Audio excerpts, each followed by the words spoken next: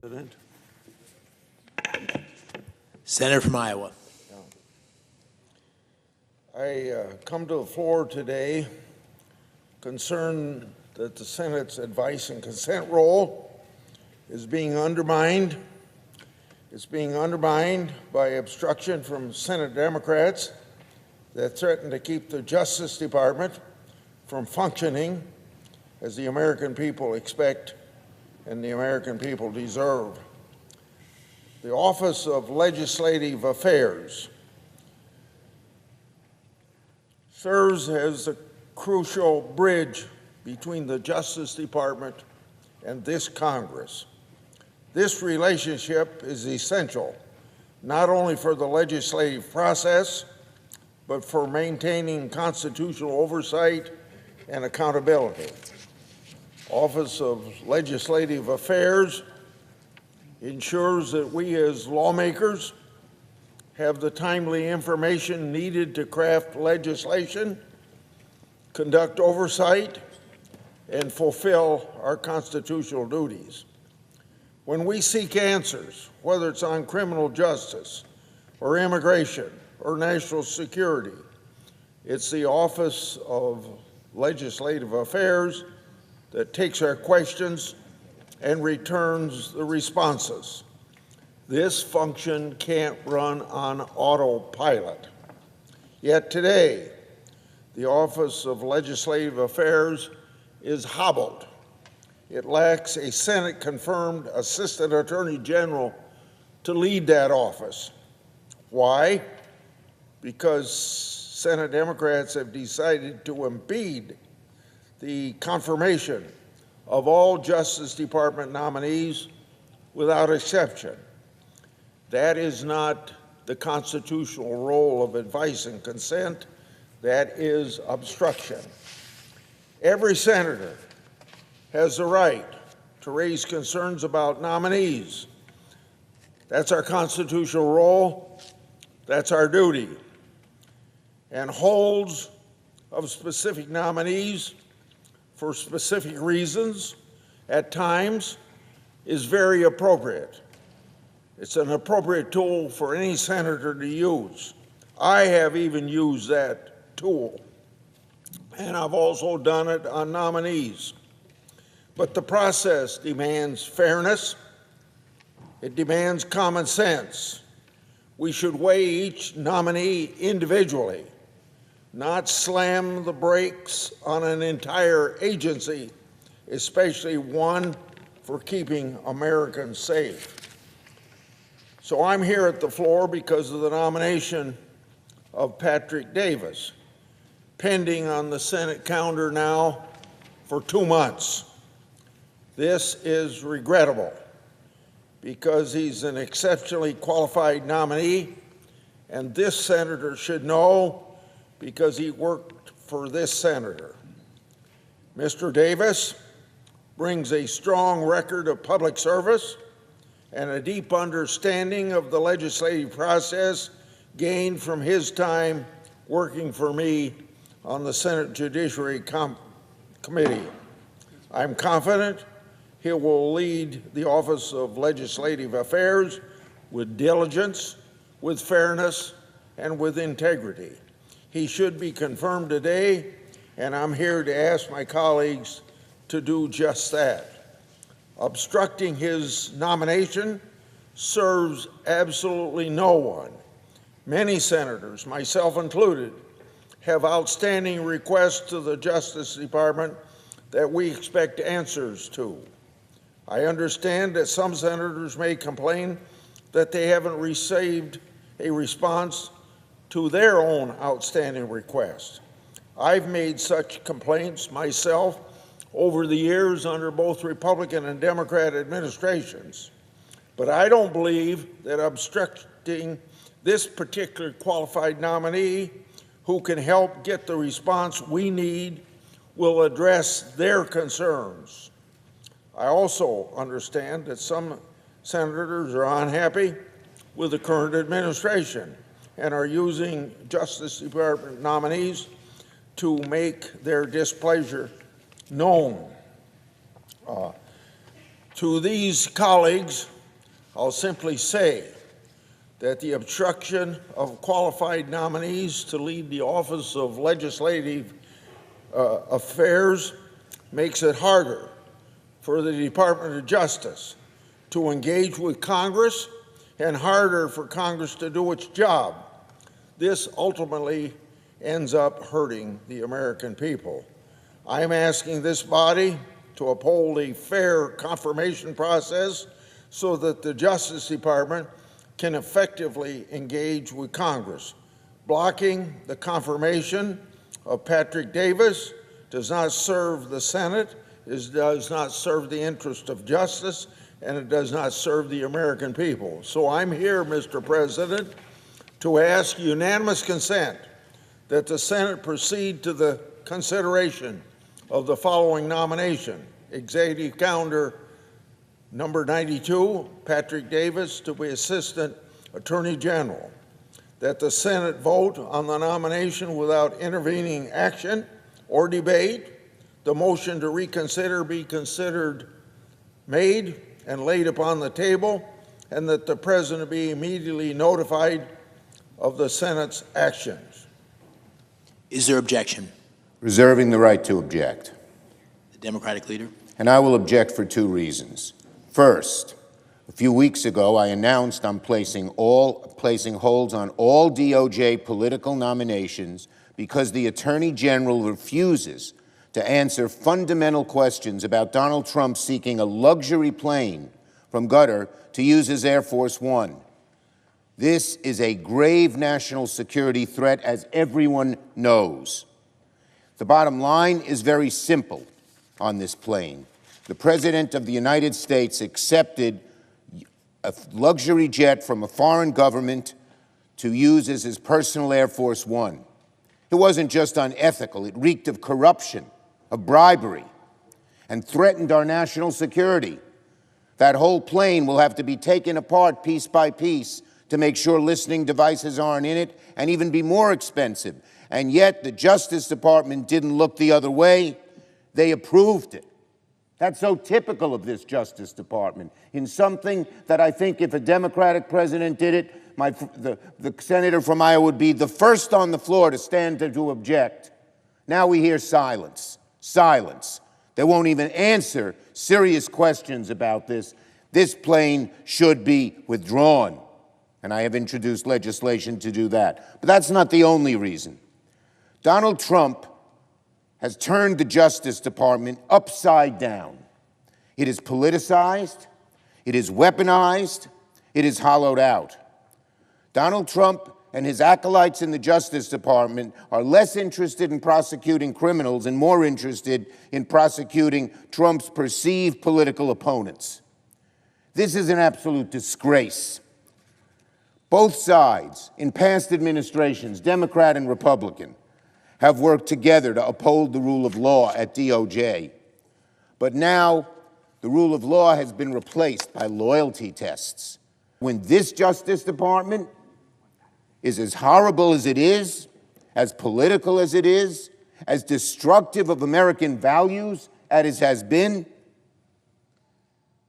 no way. The nominee is a former staffer for the very senator making the request.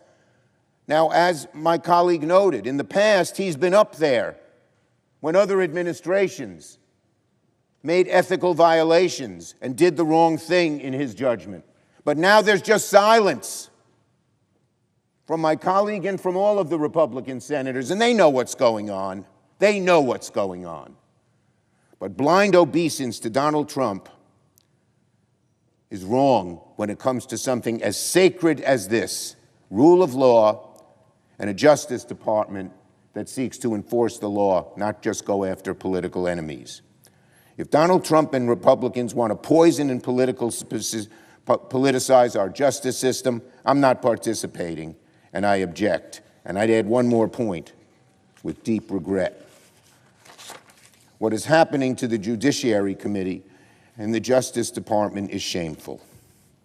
Inspector generals have been dismissed with no accountability. Again, my colleague who used to uphold the inspectors general and praise them Tons of them are dismissed now. The American Bar Association has been sidelined. And today, up in the Justice Department, unqualified judicial nominees, some barely out of law school, are being rushed through confirmation. This is not how the Senate should work. It didn't work that way when there was a Democratic president and my friend was chairman of the Judiciary Committee. There will be there should be no special treatment. None. Not for political allies, not for former staffers, not for anyone. What Trump and Bondi are doing to the Justice Department and the rule of law is dangerous. It undermines public trust, erodes the rule of law. The Senate should not be complicit. I object. The objection is heard. President, Senator from Iowa. I'm sorry to hear of the objection. I'd like to correct one thing that Senator Schumer said, that Patrick Davis didn't have a hearing before the committee. We did hold a hearing on Patrick Davis. I yield the floor. For the many reasons that I've listed. Quorum. The clerk will call the roll. Ms. Alsop Brooks.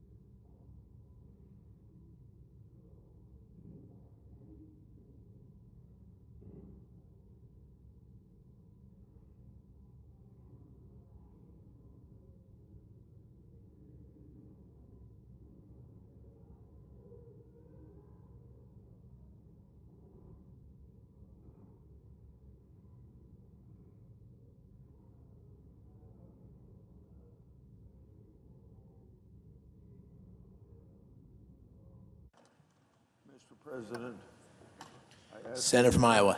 ask that the call of the quorum be suspended. Without objection.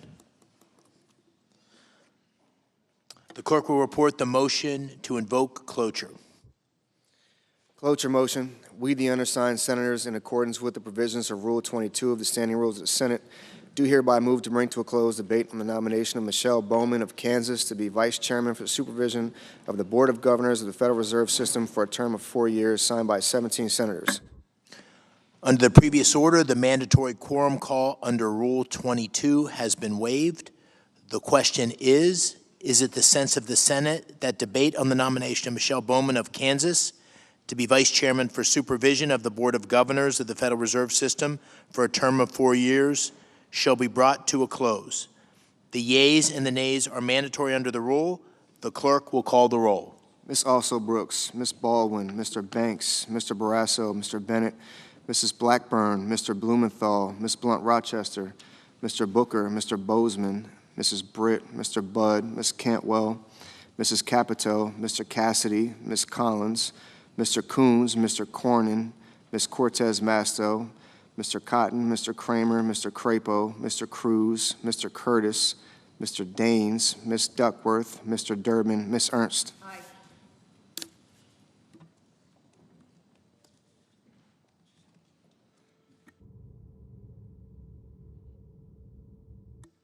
Mr. Fetterman,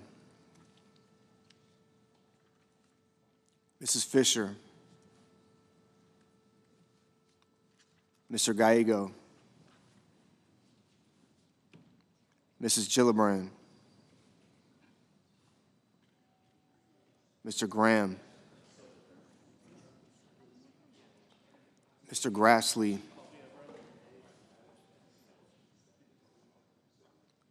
Mr. Haggerty,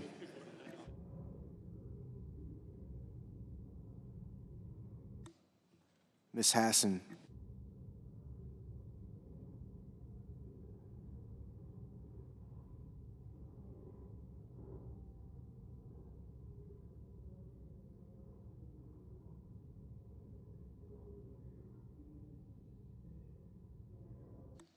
Mr. Hawley,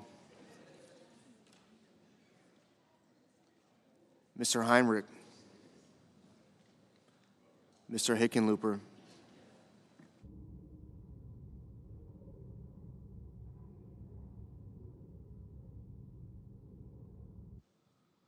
Ms. Hirono, Mr. Hoven, Mr. Husted, Mrs. Hyde-Smith,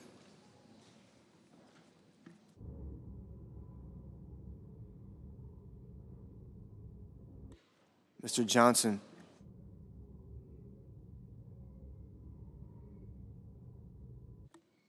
Mr. Justice,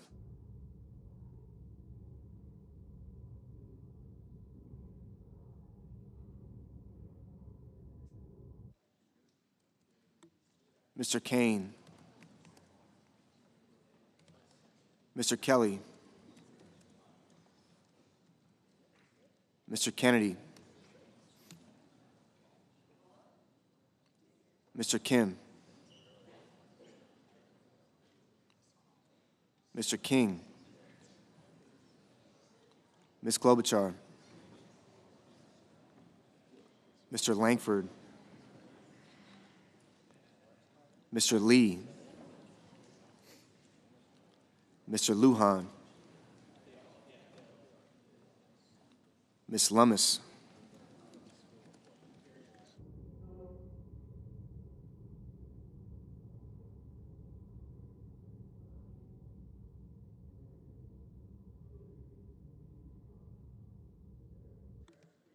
Mr. Markey,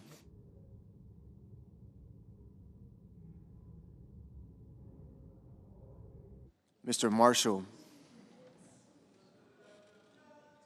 Mr. McConnell,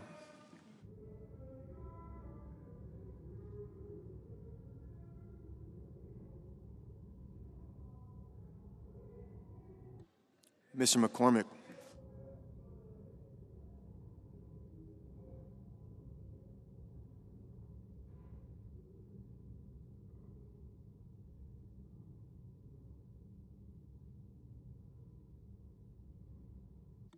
Mr. Merkley,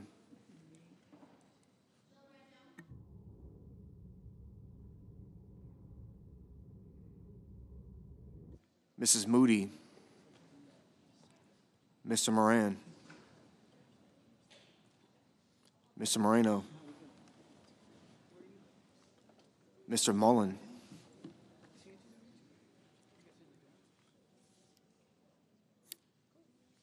Ms. Murkowski, Mr. Murphy, Mrs. Murray, Mr. Ossoff, Mr. Padilla, Mr. Paul,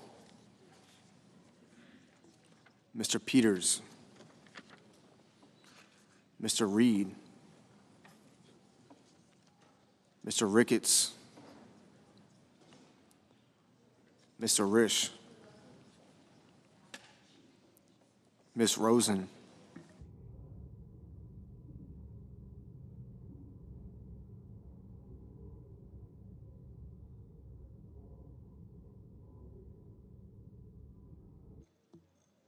Mr. Rounds, Mr. Sanders, Mr. Schatz, Mr. Schiff,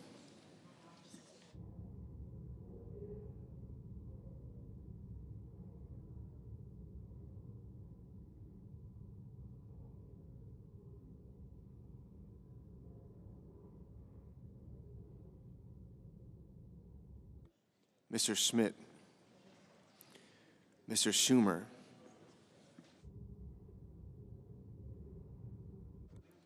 Mr. Scott of Florida, Mr. Scott of South Carolina,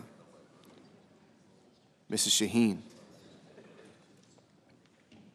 Mr. Sheehy,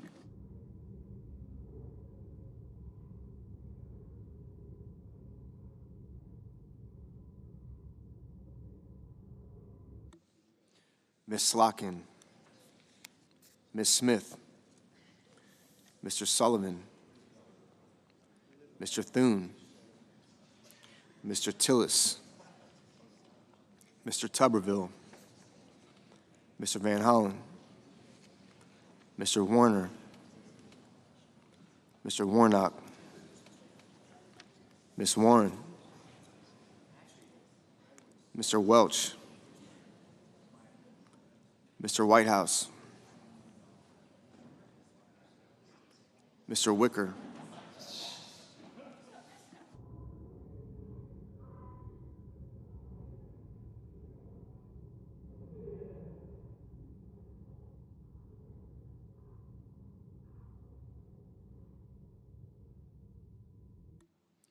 Mr. Wyden,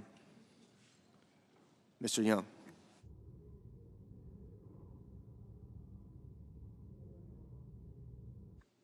Senators voting in the affirmative: Barrasso, Blackburn, Bozeman, Cotton, Ernst, Grassley, Marshall, McCormick, Mullen, Ricketts, Thune, and Tuberville. Senators voting in the negative: Gillibrand, Hassan, Hickenlooper, Kane, Kelly, Lujan, Murray, Peters, Rosen, Schatz, Warren, and Whitehouse. Mr. Schmidt. Mr. Schmidt, aye.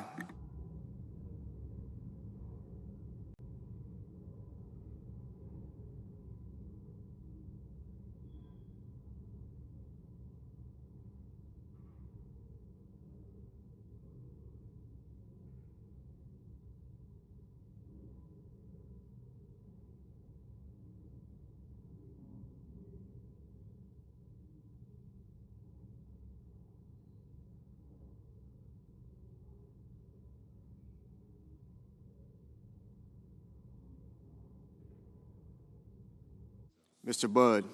Mr. Budd, aye. Mr. Haggerty. Mr. Haggerty, aye.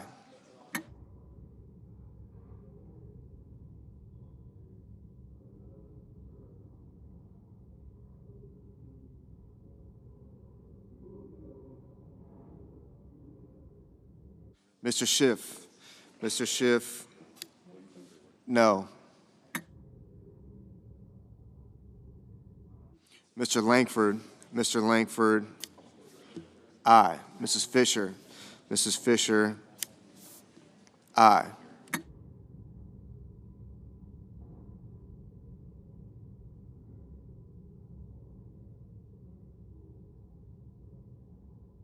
Mr. Kennedy.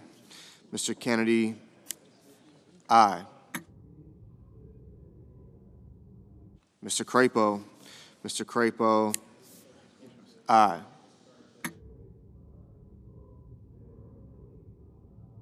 Mr. Moreno. Mr. Moreno, aye. Ms. Smith. Ms. Smith, no. Mr. Coons. Mr. Coons, no.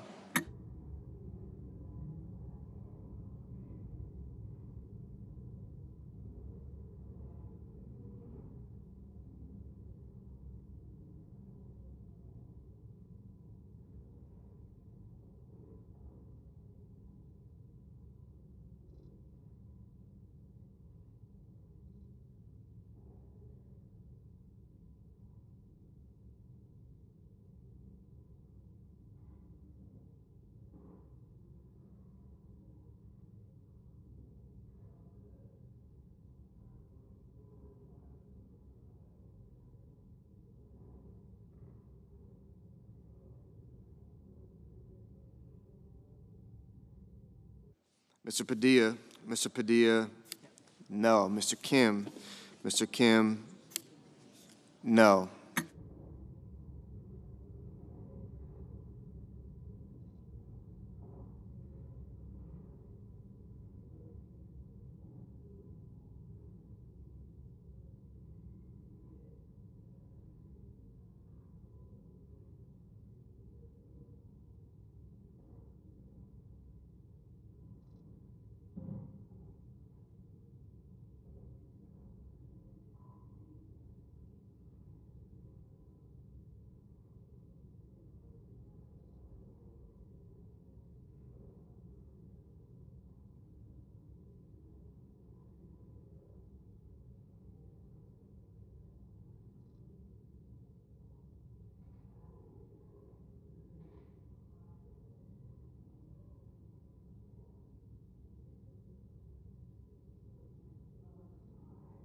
Ms. Lummis. Ms. Lummis. Aye.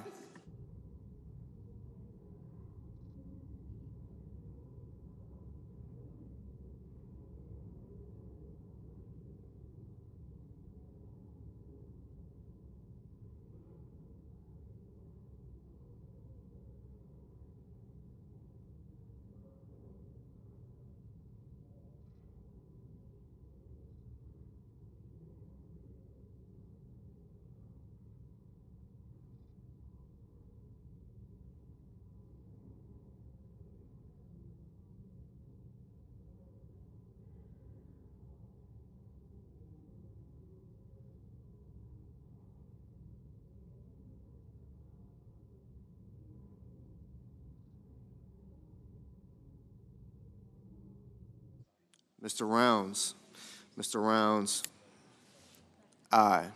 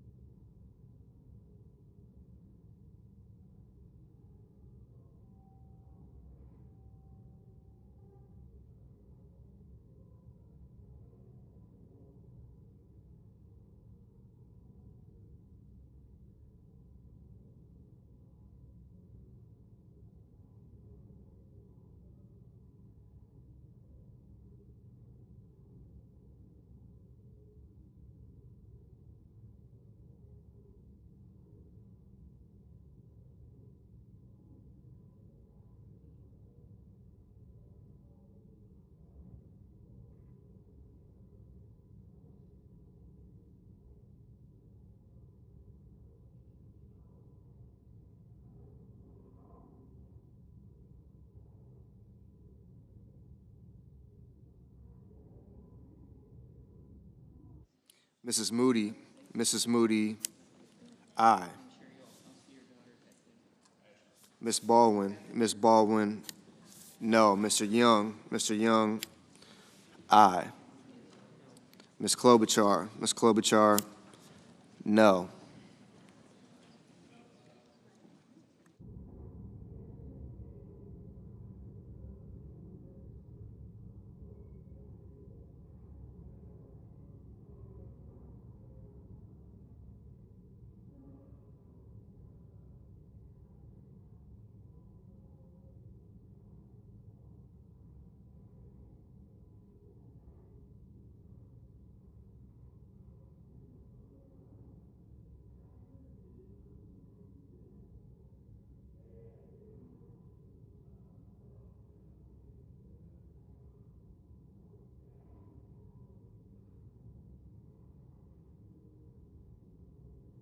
Mr. Gallego. Mr. Gallego. No. Mrs. Shaheen. Mrs. Shaheen. No.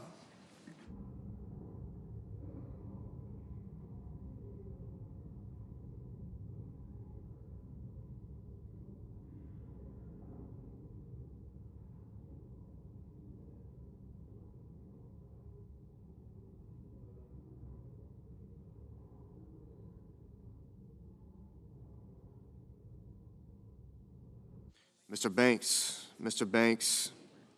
Aye. Mr. Van Hollen. Mr. Van Hollen. No. Mr. Wyden? Mr. Wyden? No. Mr. Merkley? Mr. Merkley? No. Mr. Heinrich? Mr. Heinrich? No.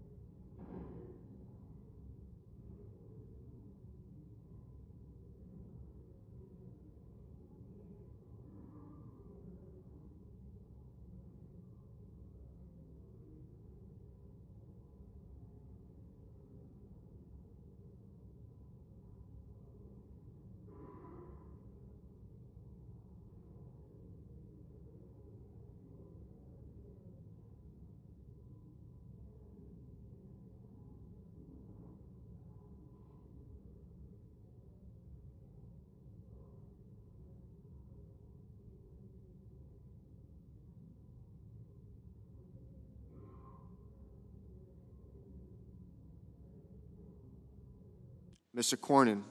Mr. Cornyn? Aye. Mr. Curtis? Mr. Curtis? Aye.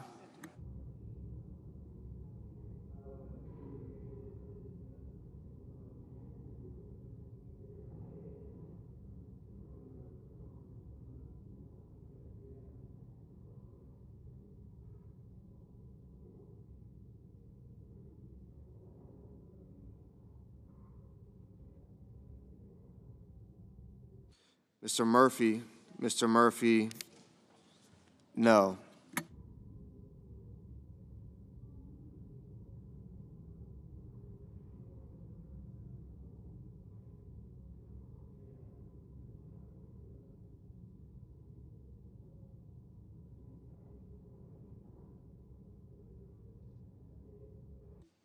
Mr. Crapo? Mr. Crapo? Aye.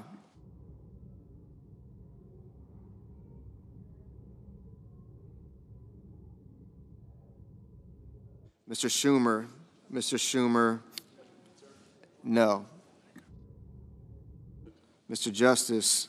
Mr. Justice? Aye.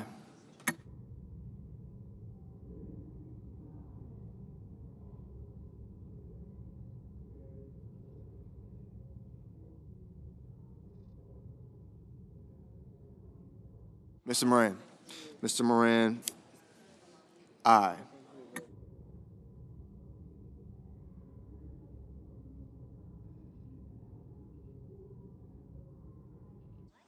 Mrs. Hyde-Smith? Mrs. Hyde-Smith? Aye. Ms. Blunt-Rochester? Ms. Blunt-Rochester? No. Ms. Duckworth? Ms. Duckworth? No.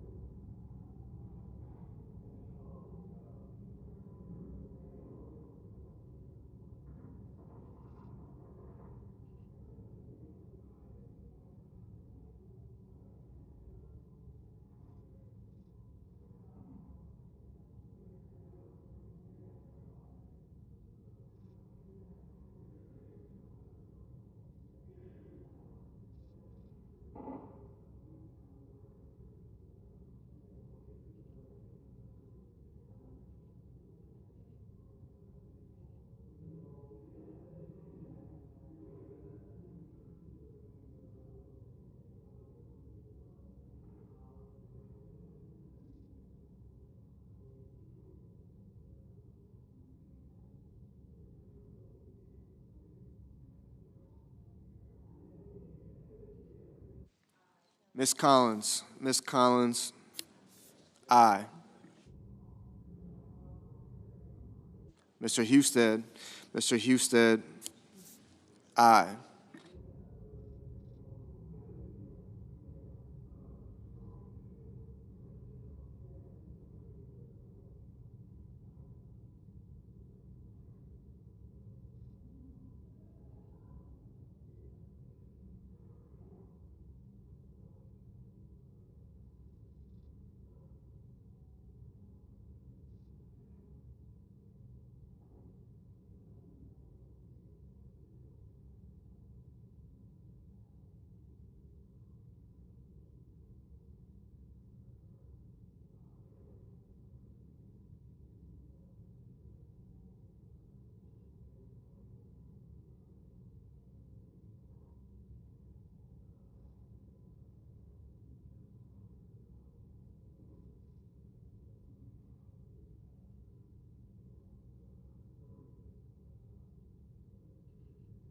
Ms. Slotkin. Ms. Slotkin. No.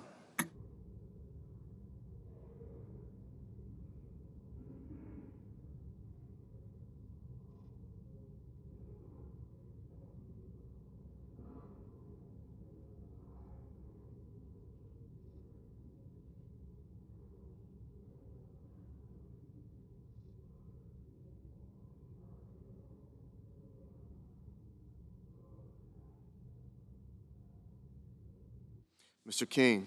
Mr. King. No. Mr. Reed. Mr. Reed. No.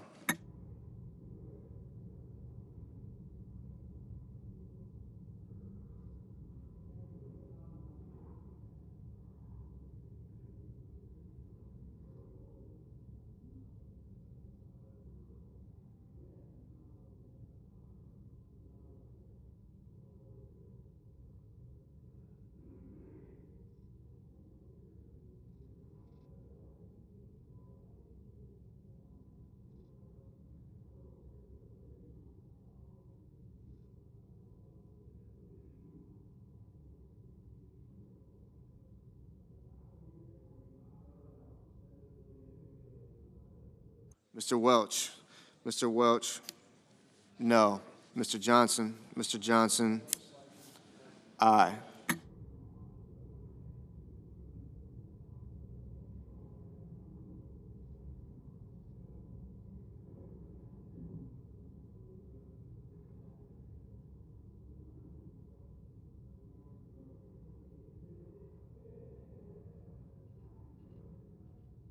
Mr. Wicker. Mr. Wicker. Aye.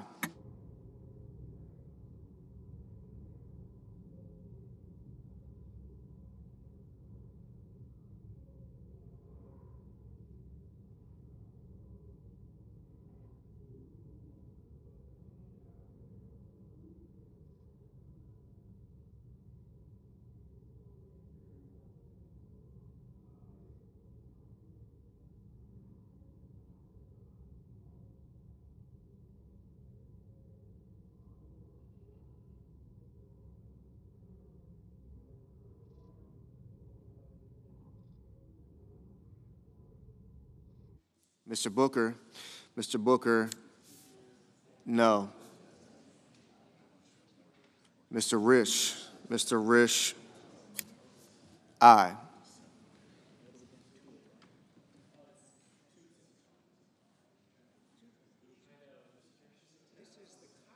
Mr. Sanders. Mr. Sanders.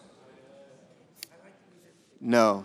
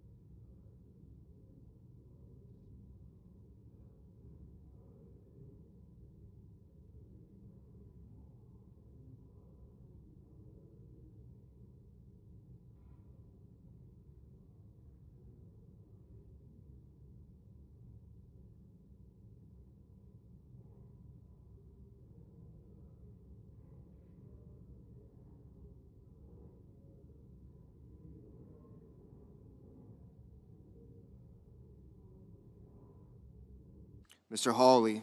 Mr. Hawley. Aye. Mr. Tillis. Mr. Tillis. Aye.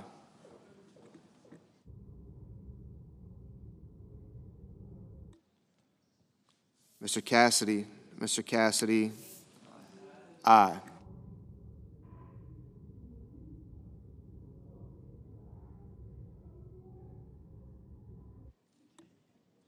Mr. Durbin. Mr. Durbin. No.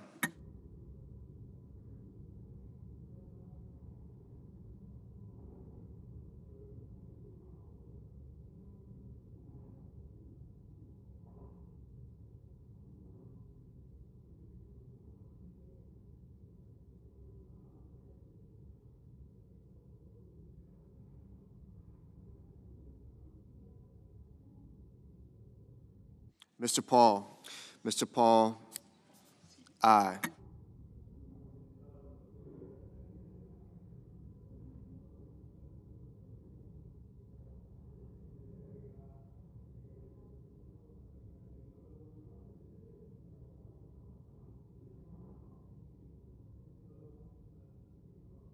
Mr. McConnell. Mr. McConnell, aye. Mr. Lee. Mr. Lee, aye. Mr. Warnock. Mr. Warnock, no.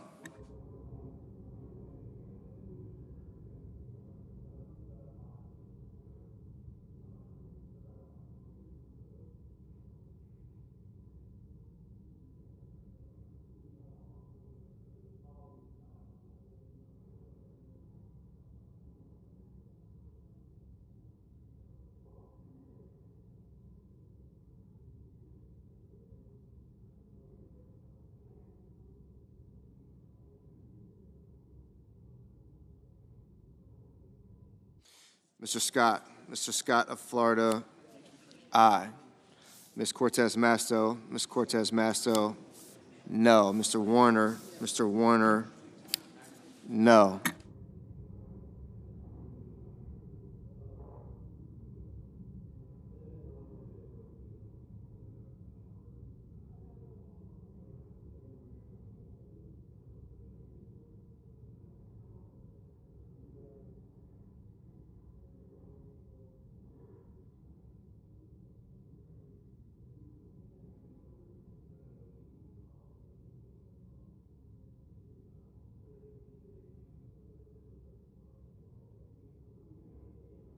Mr. Blumenthal. Mr. Blumenthal, no. Mr. Fetterman. Mr. Fetterman, no.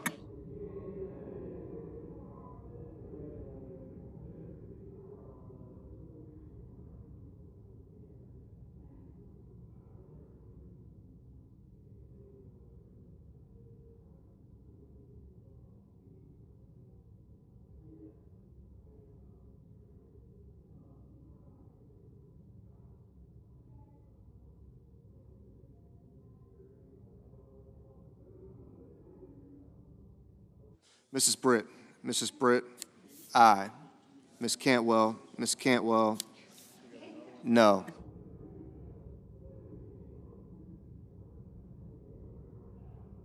Mr. Hoven. Mr. Hoven, aye. Mr. Sullivan. Mr. Sullivan, aye. Mr. Daines. Mr. Daines, aye.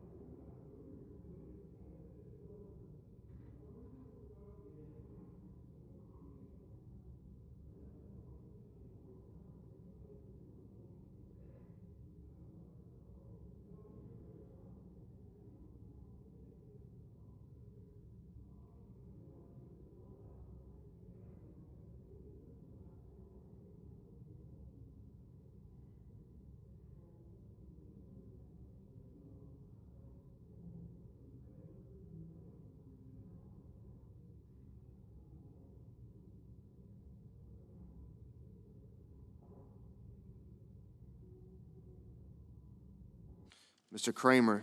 Mr. Kramer, aye.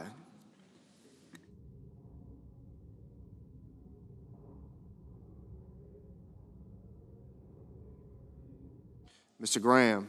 Mr. Graham, aye.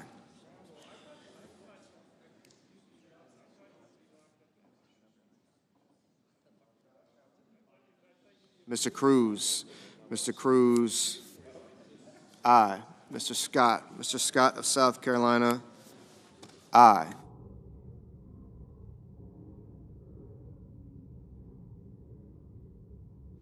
Mr. Markey, no.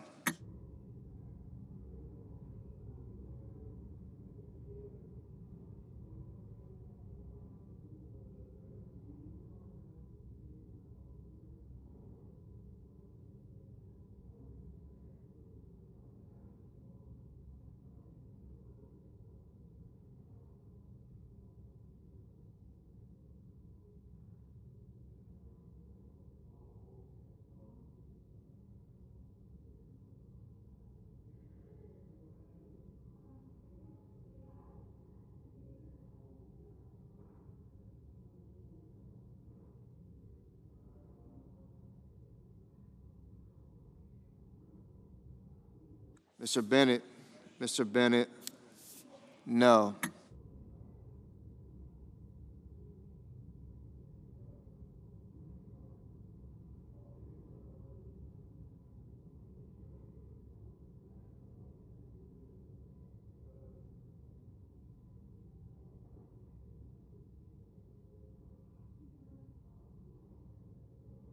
Ms. Hirono, no.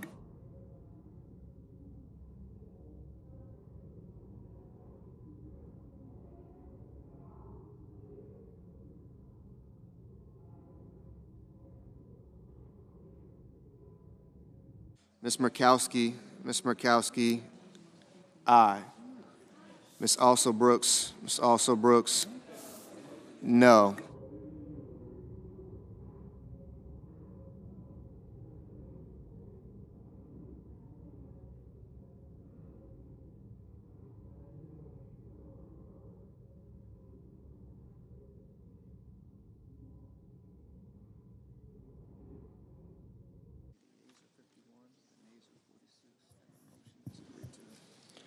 On this vote, the yeas are 51, the nays are 46, and the motion is agreed to. Under the previous order, the mandatory quorum, the clerk will report the motion to invoke cloture. Cloture motion. We, the undersigned senators, in accordance with the provisions of Rule 22 of the Standing Rules of the Senate, do hereby move to bring to a close debate on the nomination of Edward Walsh of New Jersey to be an ambassador extraordinary and plenipotentiary of the United States of America to Ireland, signed by 17 senators. Under the previous order, the mandatory quorum call under Rule 22. The question is it the sense of the Senate that the debate on the nomination of Edward Walsh of New Jersey to be ambassador extraordinary and plenipotentiary of the United States of America to Ireland shall be brought to a close? The yeas and nays are mandatory under the rule. The clerk will call the roll. Ms. Also Brooks.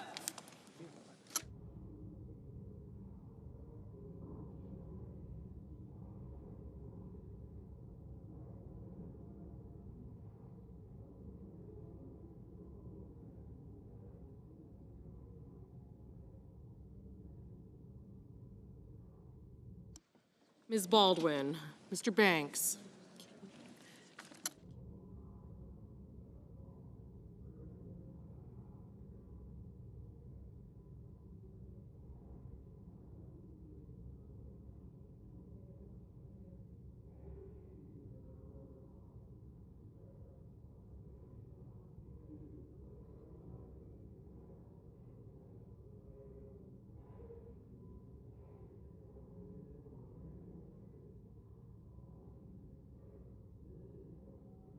Mr. Banks, Mr. Barrasso, Mr. Bennett.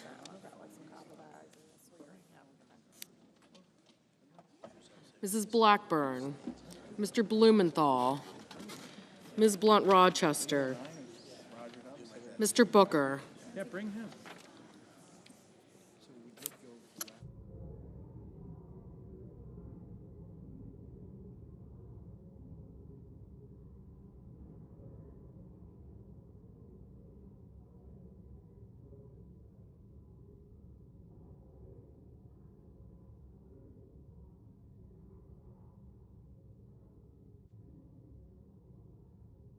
Mr. Booker, Mr. Bozeman, Mrs. Britt, Mr. Budd, Ms. Cantwell, Mrs. Capito, Mr. Cassidy,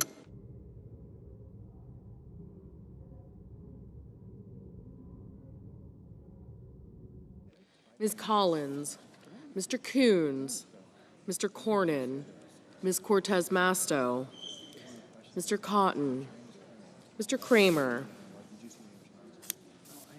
Mr. Crapo, Mr. Cruz, Mr. Curtis, Mr. Deans, Ms. Duckworth, Mr. Durbin, Ms. Ernst, Mr. Fetterman, Mrs. Fisher,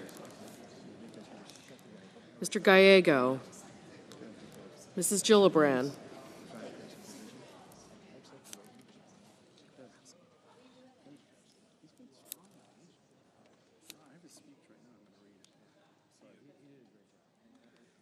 Mr. Graham, Mr. Grassley, Mr. Haggerty, Ms. Hassan, Hey, Lisa.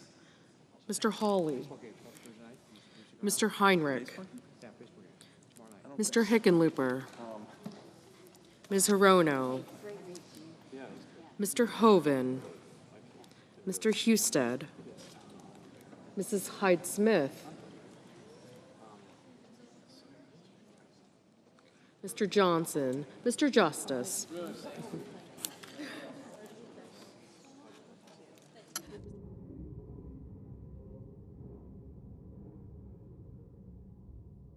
Mr. Kane, Mr. Kelly, Mr. Kennedy, Mr. Kim, Mr. King, Ms. Klobuchar,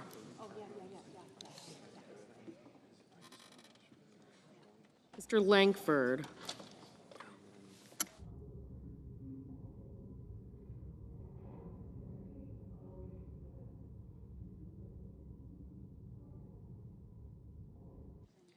Mr. Lee,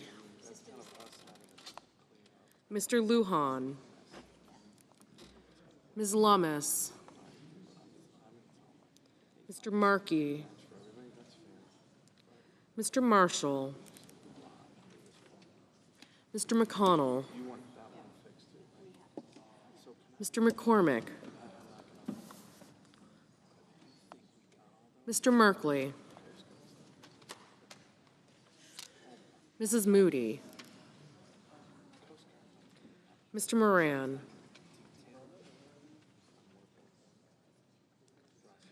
Mr. Moreno,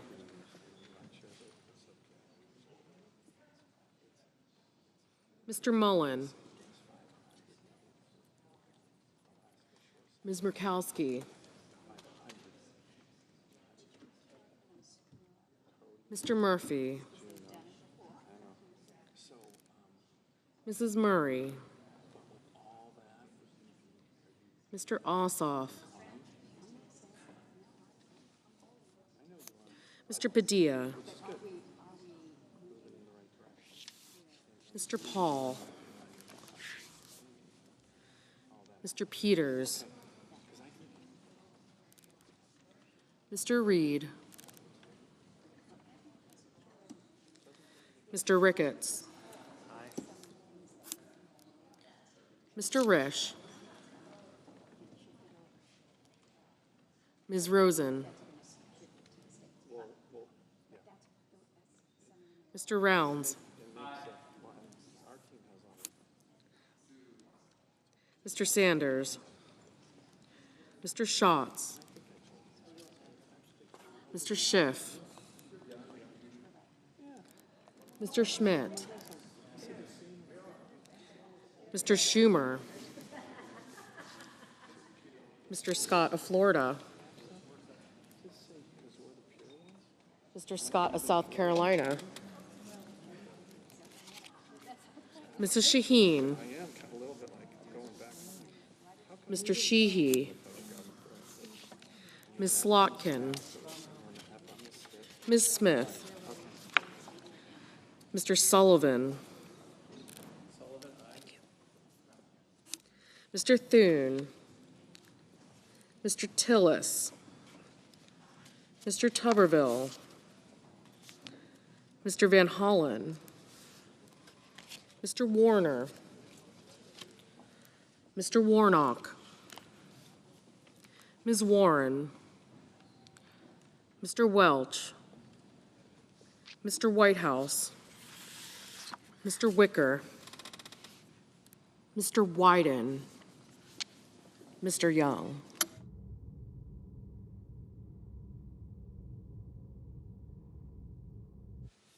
Senators voting in the affirmative: Bozeman, Britt, Cornyn, Cotton, Cruz, Curtis, Ernst, Fetterman, Fisher, Gallego, Hoven, Johnson, Justice, King, Lee, McCormick, Moran, Murkowski, Paul, Reed, Ricketts, Sullivan, and Warner.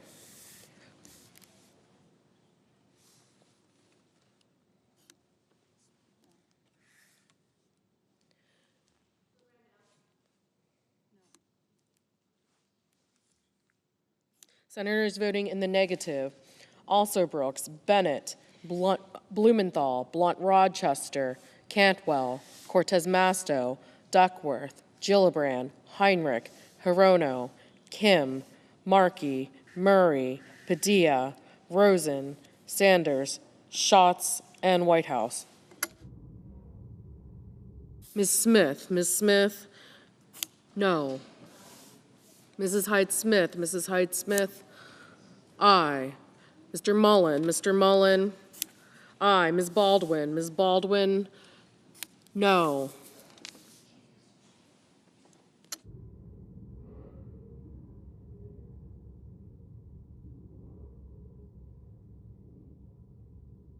Mr. Hickenlooper. Mr. Hickenlooper, no. Mr. Schiff. Mr. Schiff, no.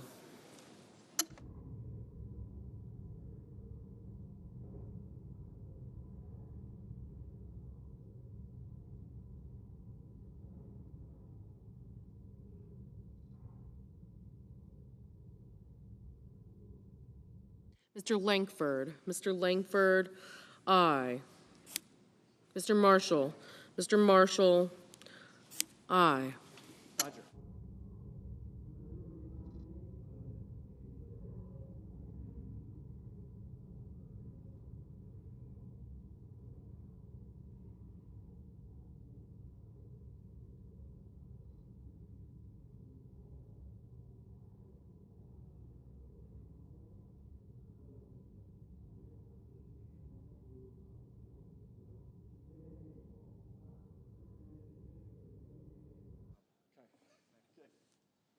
Ms. Hassan. Ms. Hassan, no.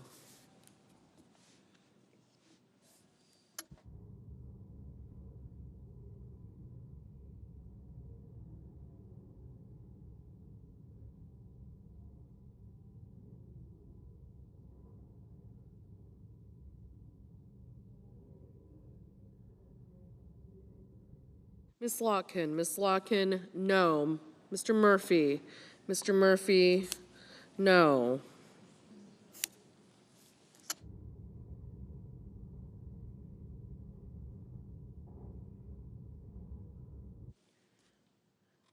Mr. Wicker. Mr. Wicker, aye.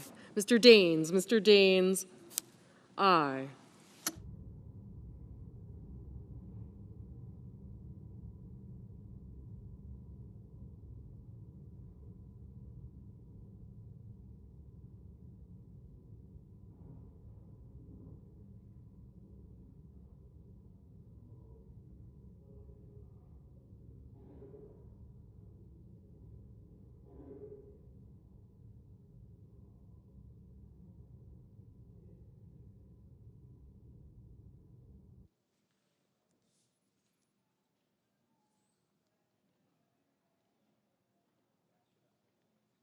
Mr. Husted. Mr. Husted, aye.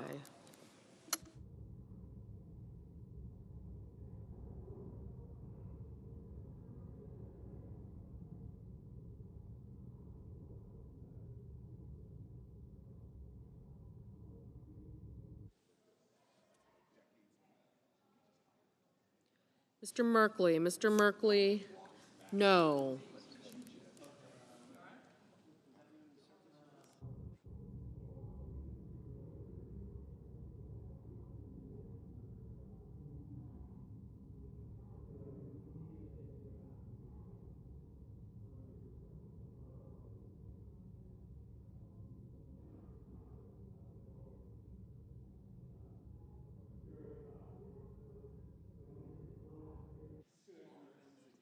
Mr. Booker, no.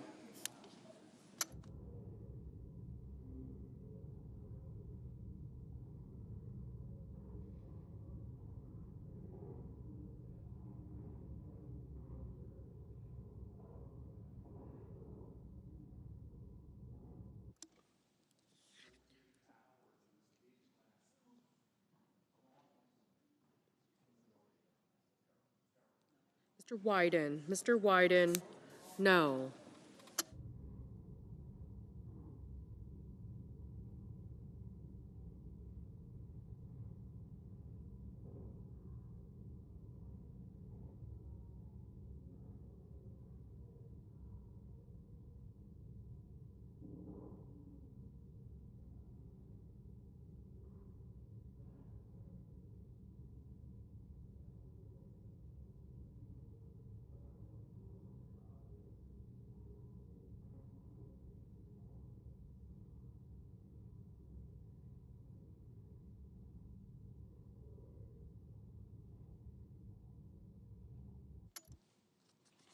Mr. Peters, no.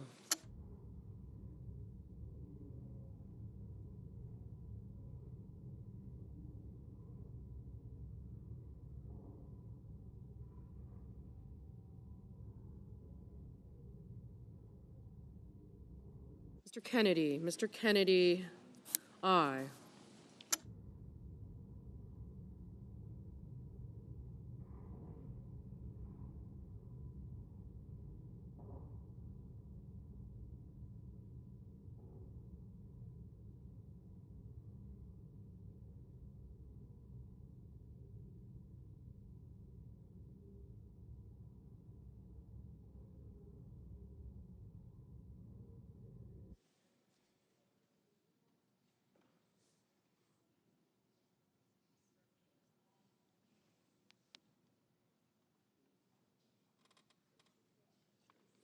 Mr. Grassley, aye.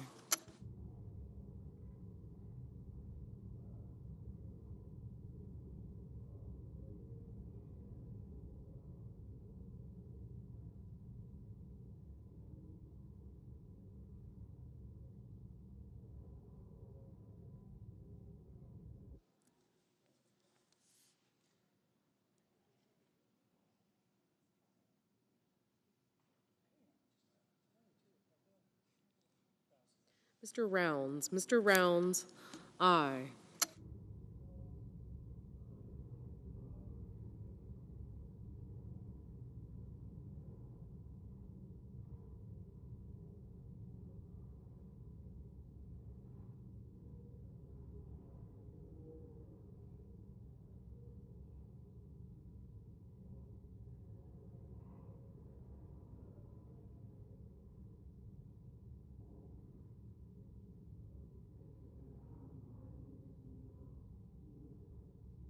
Mr. Risch, aye.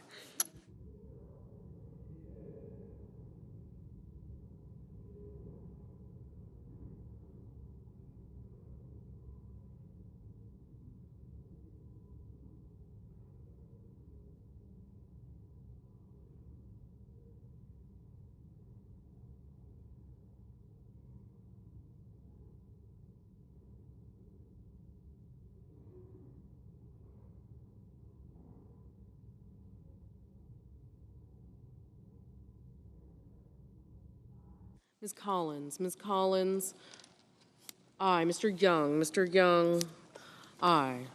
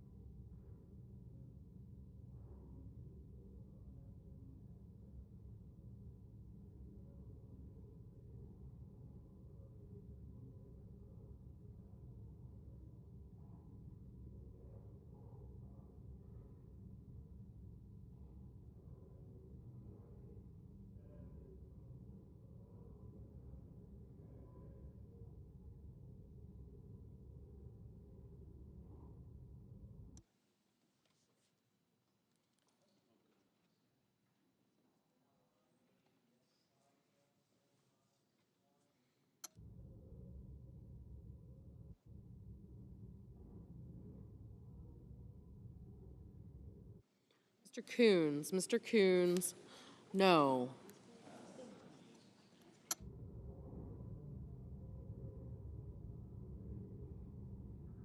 Mr. Moreno. Mr. Moreno, aye.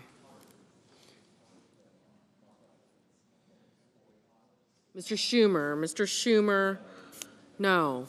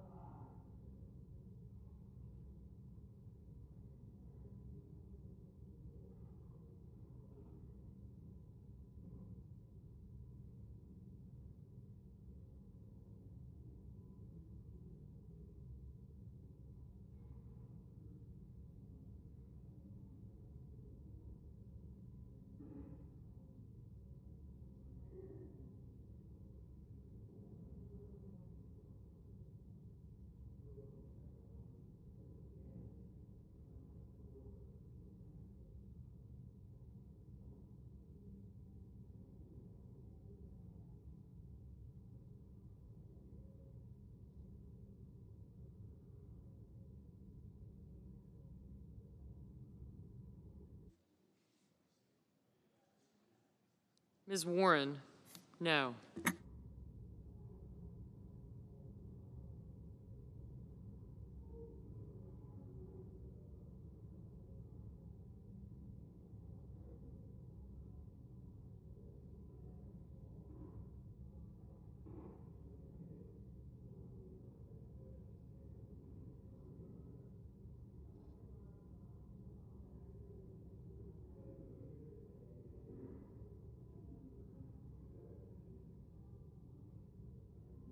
Mr. Kelly, no. Mr. Kane, aye.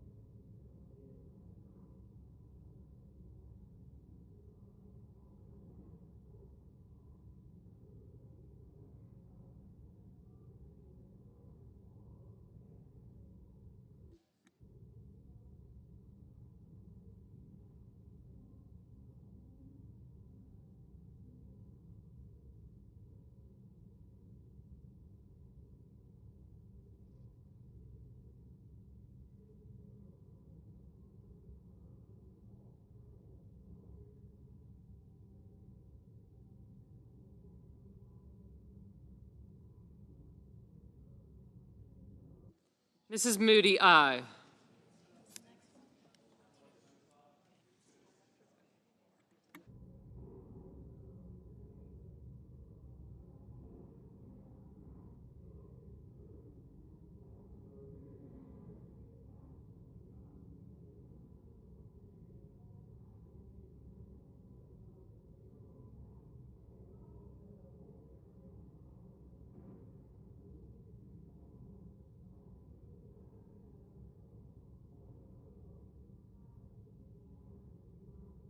Mrs. Blackburn, aye.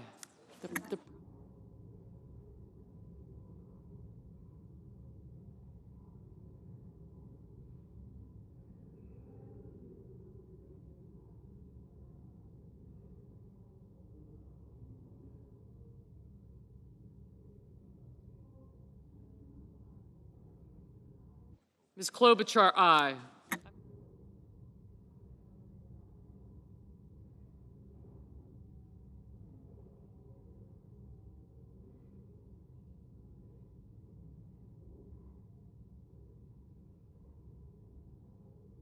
Mr. Barrasso, aye.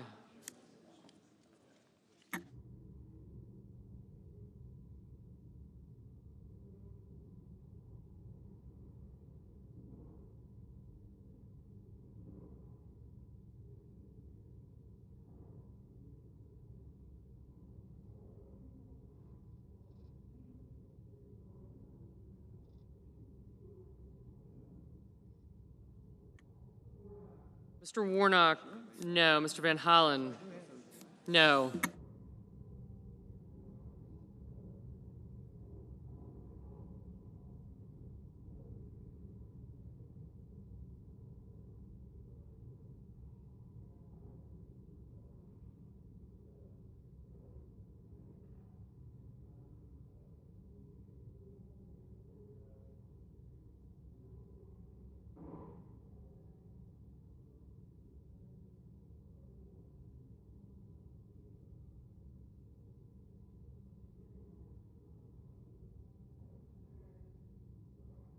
Mr. Lujan, no.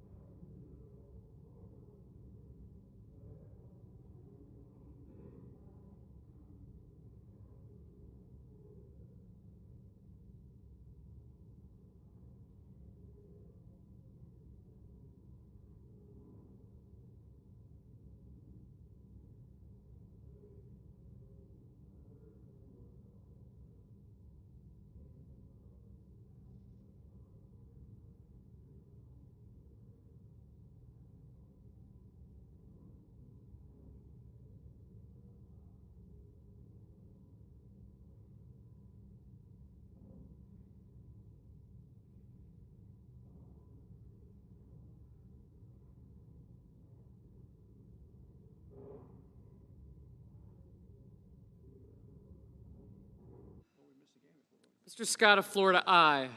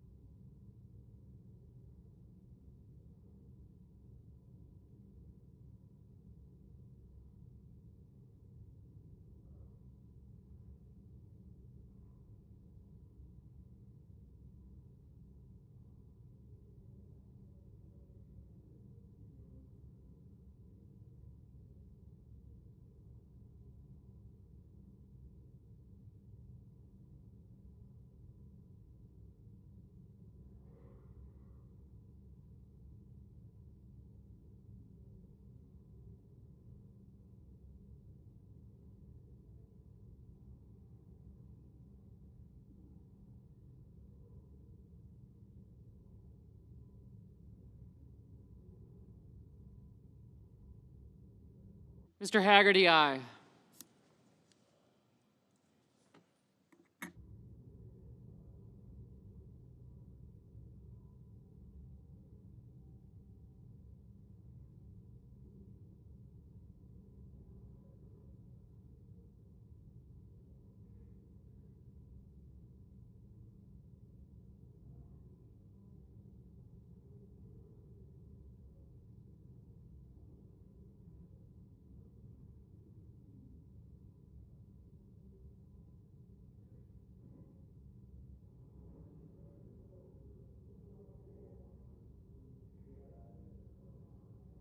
Mr. Budd? Aye.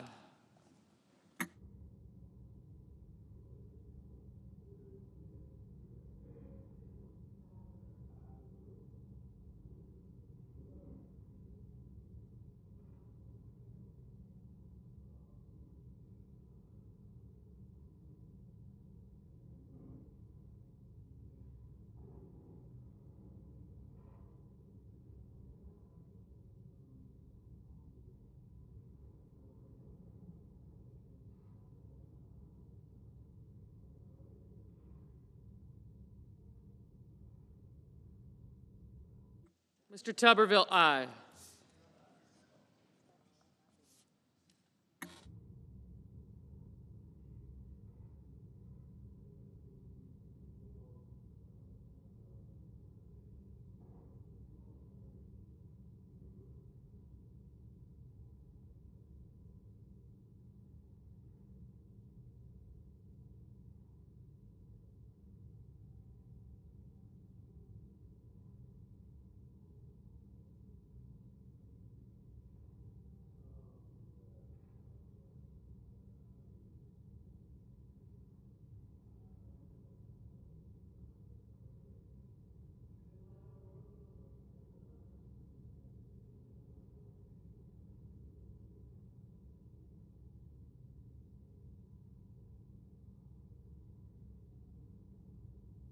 Mr. Crapo, aye.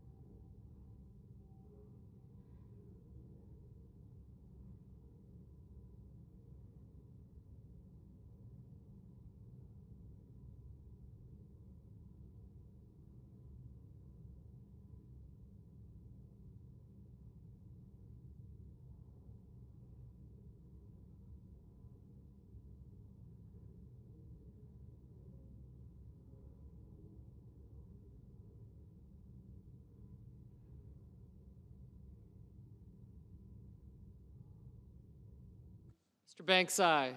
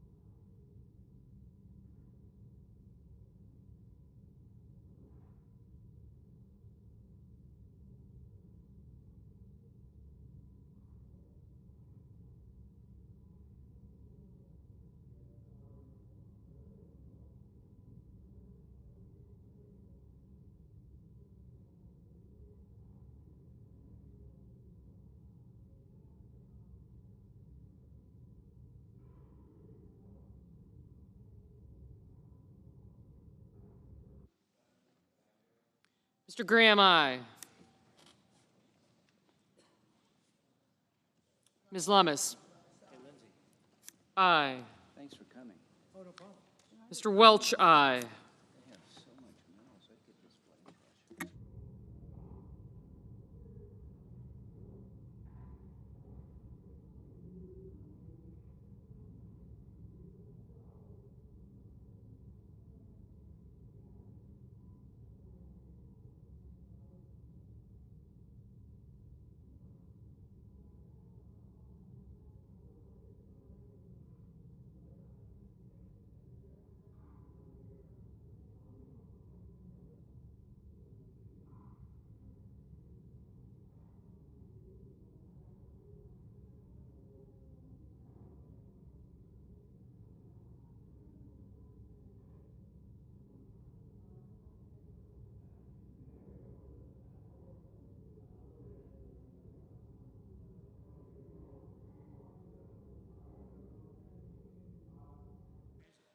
Mr. Scott of South Carolina, aye.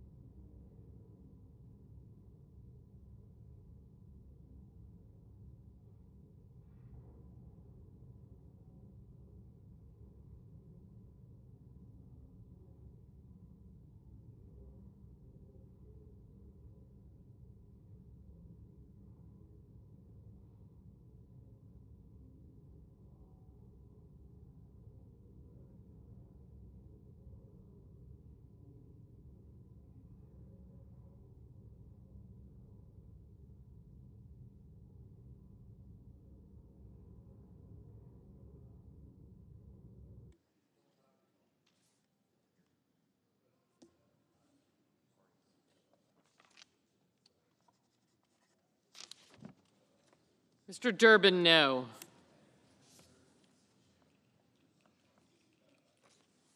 Mr. Tillis, aye.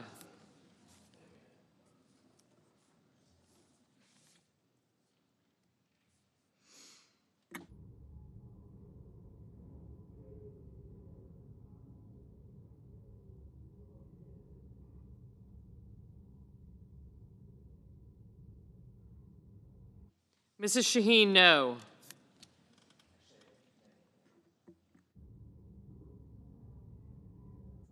Mrs. Shaheen, aye.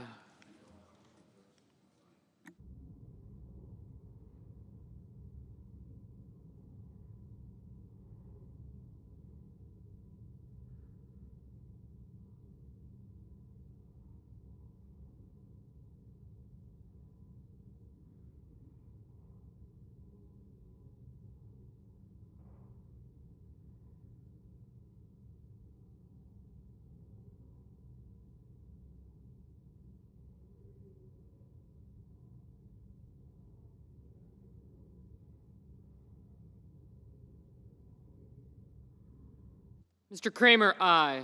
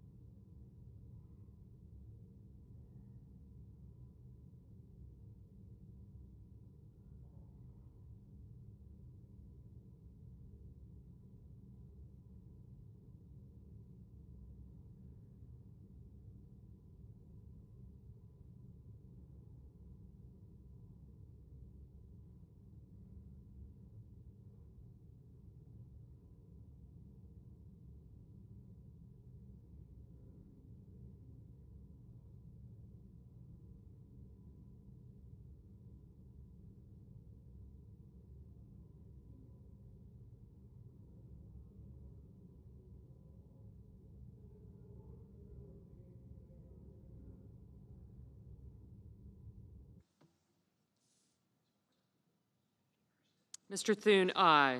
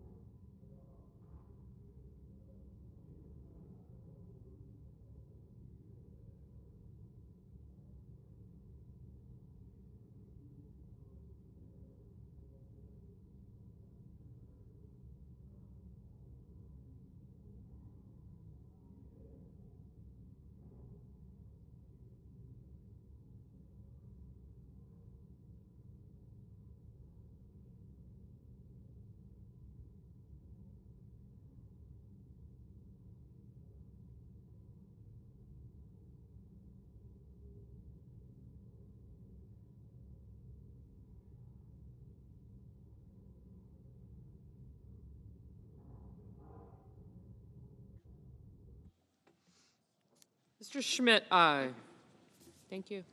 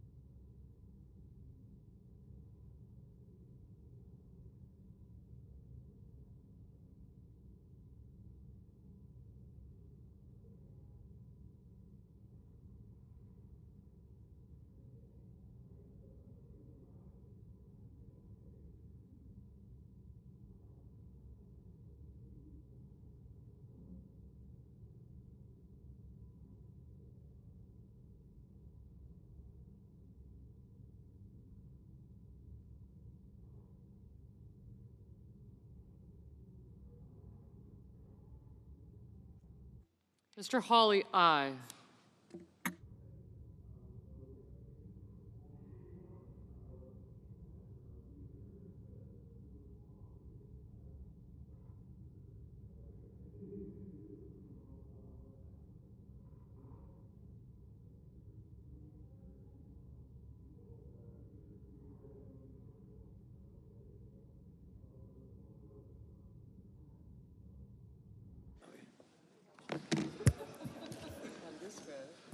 On this vote, the yeas are 60, the nays are 37. The motion is agreed to. The clerk will report the nomination. Department of State, Edward Walsh of New Jersey, to be Ambassador Extraordinary and Plenipotentiary of the United States of America to Ireland.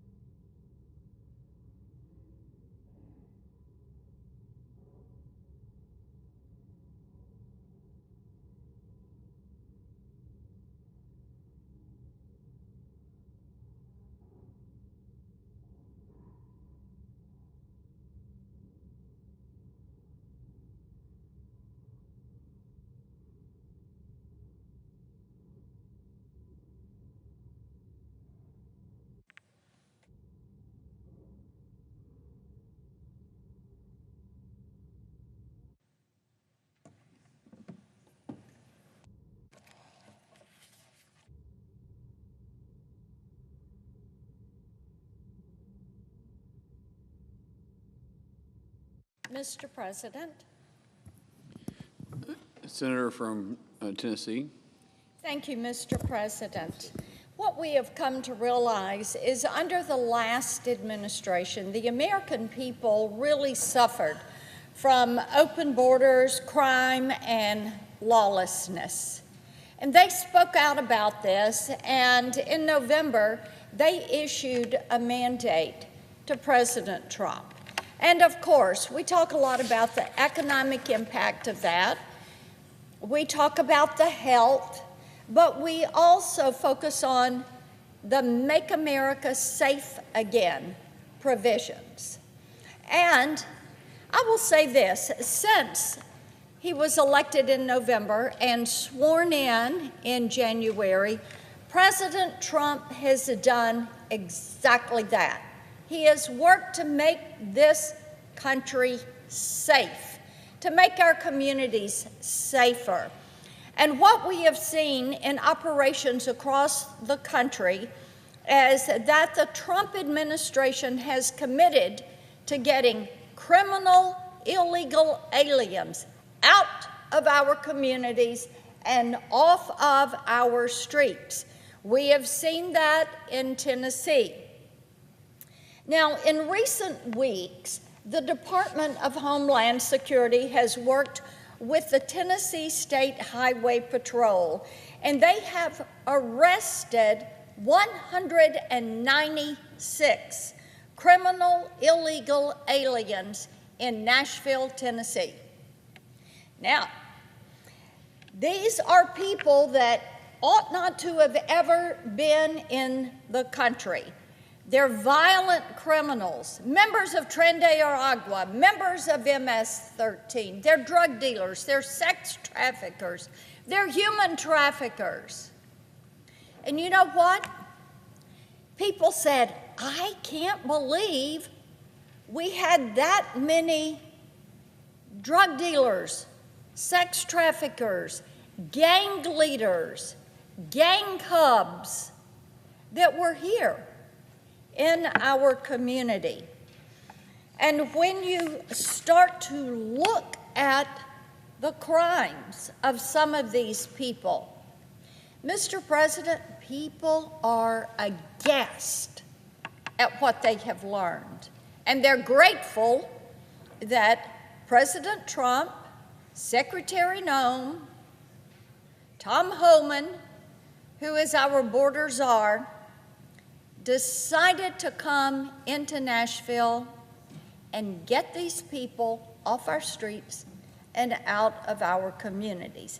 Now, here's what we know about some of these. One of them is a Salvadoran national who is affiliated with MS-13.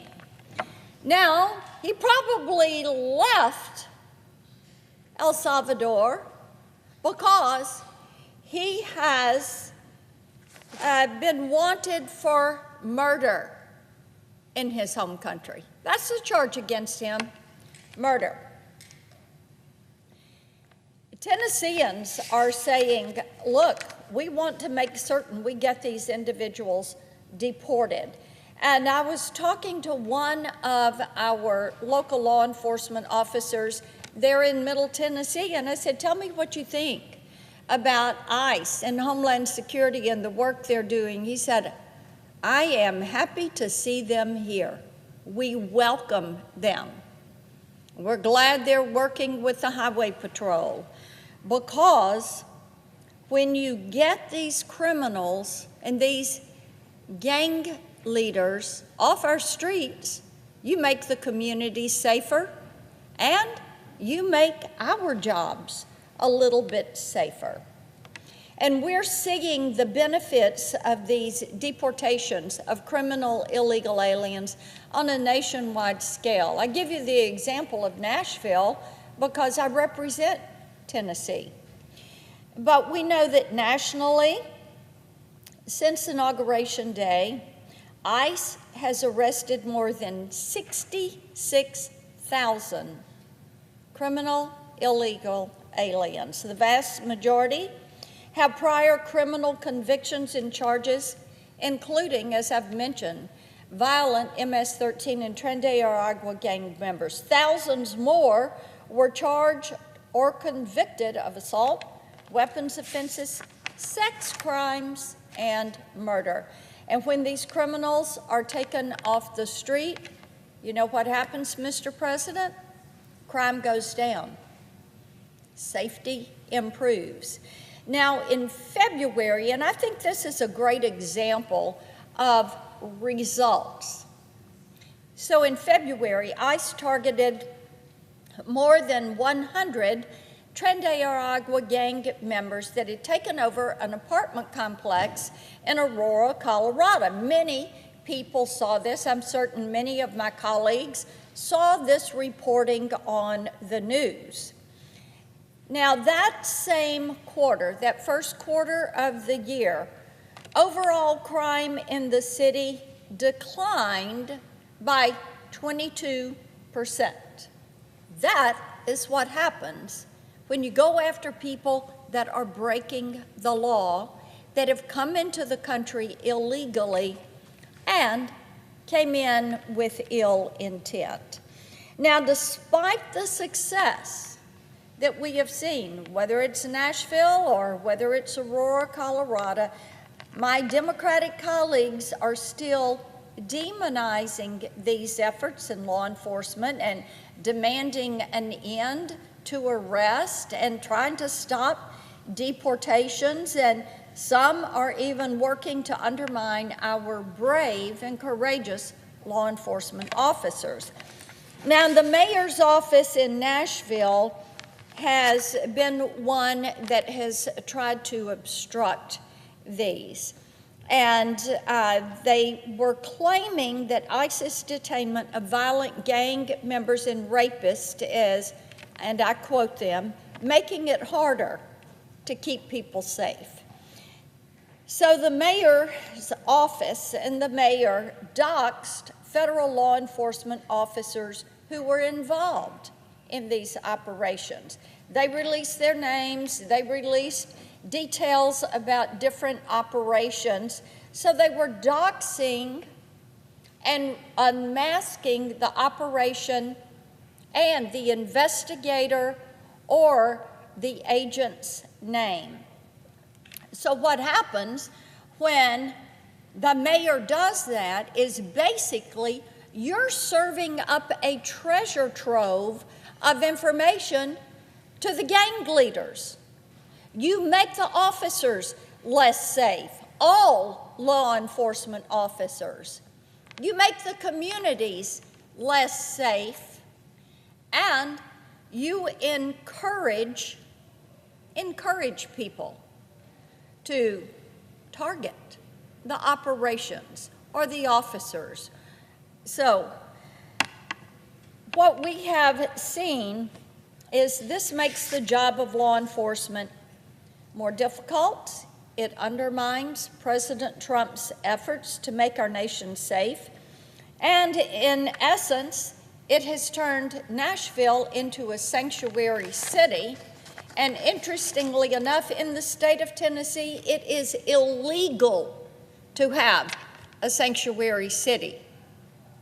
And because of the actions of the office of the mayor and Mayor O'Connell, DHS has deemed Nashville a sanctuary jurisdiction. And all of this we need to realize is happening as ICE agents have seen over the past couple of months a 413% increase in assaults. I will tell you, I think that our law enforcement officers, our Homeland Security investigators, and our agents deserve our support for removing criminal, illegal aliens from our communities. So, on Friday, I sent a letter urging AG Bondi to investigate the mayor's actions and the actions of his office and determine whether he is using taxpayer dollars to aid illegal aliens and to obstruct our federal law enforcement efforts. I will also use every tool in the Senate to investigate the mayor in his office and hold him to account for threatening the safety of Tennesseans. And make no mistake, if the mayor is found by the Department of Justice to be working outside of the rule of law, he should resign his position. And unfortunately, he's not the only Democrat mayor that needs DOJ to investigate them. We've seen the mayors of Chicago and Boston in their offices. They've repeatedly stated that their police departments will refuse to cooperate with ICE to apprehend criminal illegal aliens. Now think about this. These are criminals that are robbing people, they're doing carjackings, they're assaulting people. Many of them are abusing children. They're wanted in their home countries. And you have elected officials that are siding with and trying to protect criminal illegal aliens instead of siding with and trying to protect law-abiding citizens. While this obstruction makes it harder for federal law enforcement to do their jobs, they're still working to remove these criminals from the streets of Chicago and Boston and, of course, Nashville. Just last month, ICE announced that they arrested the Tren de Aragua gang members who shot and killed 3 people at a house party in Chicago in December. Criminal illegal aliens shot and killed 3 citizens. And in Boston, ICE agents apprehended nearly 1,500 illegal aliens during Operation Patriot last month, making the largest ICE operation to date in our nation's history. More than half of those 1,500 have major criminal convictions, not just charged, but convictions and charges. Murder, rape, drug trafficking, abuse of children, all among that number, 1,500.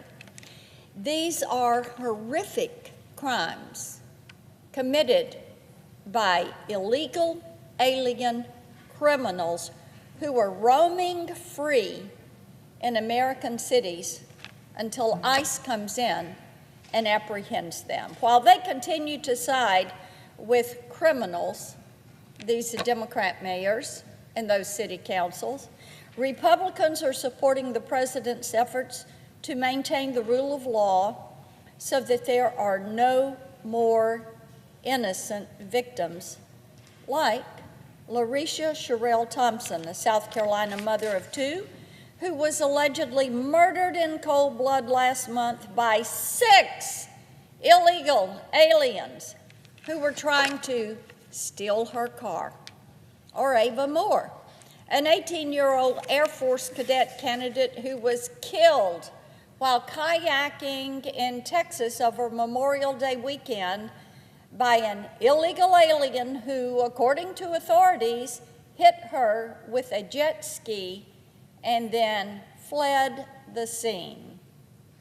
Or the 12 people, including a Holocaust survivor, who were set on fire on Sunday in an anti-Semitic terror attack. The suspect, an Egyptian national who overstayed his visa after entering under Biden's open borders. Mr. President, this has to come to a stop. And Tennesseans say, what can we do about this? Well, I have the CLEAR Act, which we've had for a time. It would ensure that state and local law enforcement officials have the explicit authority to assist the federal government in our immigration enforcement efforts. Basically, it would codify the 287G program.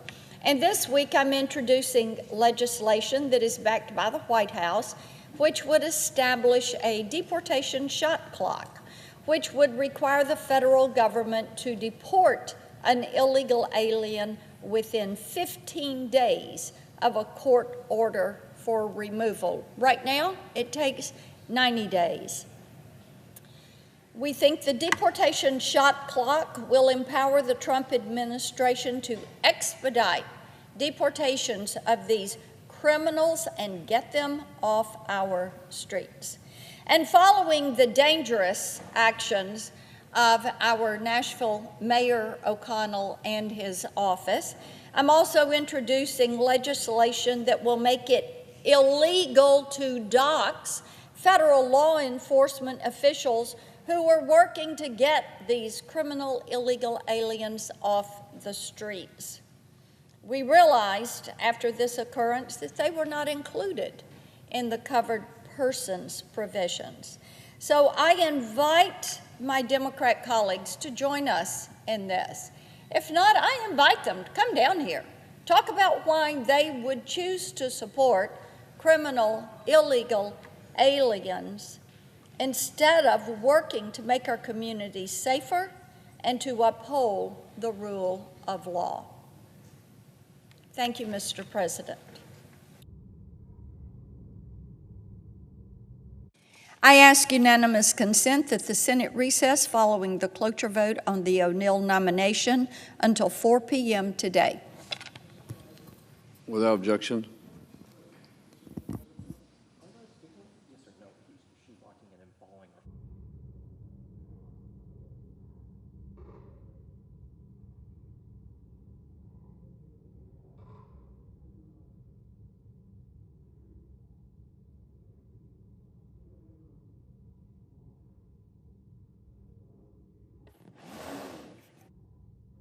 It's coming.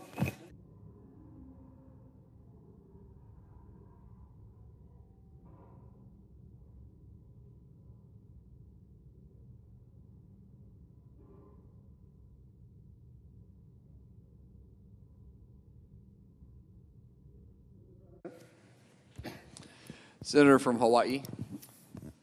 Thank you, Mr. President. You know, no one asked for this. No one asked for the biggest wealth transfer in American history, from the poorest people in the country to the richest people to ever exist. No one asked for the biggest ever cuts to Medicaid, to kick 14 million people off of health insurance, and raise out-of-pocket costs for 20 million people. No one asked for food assistance to be slashed for millions of children and low-income families. No one asked for higher prices at the pump or on their electricity bills. No one asked for students across the country to lose federal financial aid. No one asked for any of this. And I really mean that. That's not just a rhetorical flourish. I don't think Trump voters asked for this. I know Harris voters did not ask for this. I don't think anybody really wants this. I think the reason that all of these crazy, harmful policies are about to be enacted is for one simple reason, and that is to generate enough revenue to satisfy the insatiable desire for tax cuts for people who make more than $4 million a year.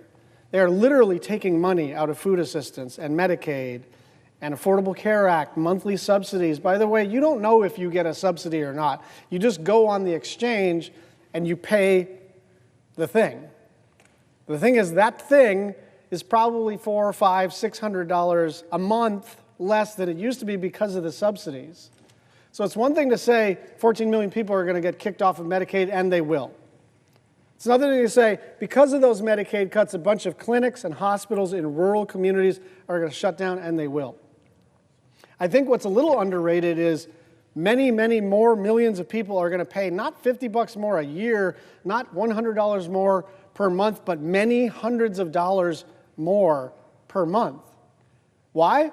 Because when you yank that money out of the system, it is what is called a pay-for.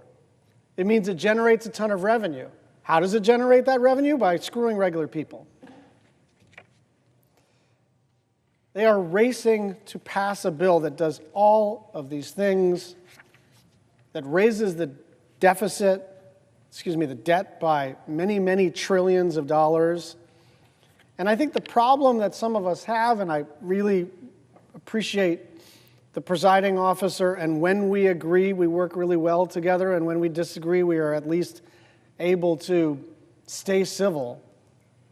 And so I'm trying to take the edge off of this.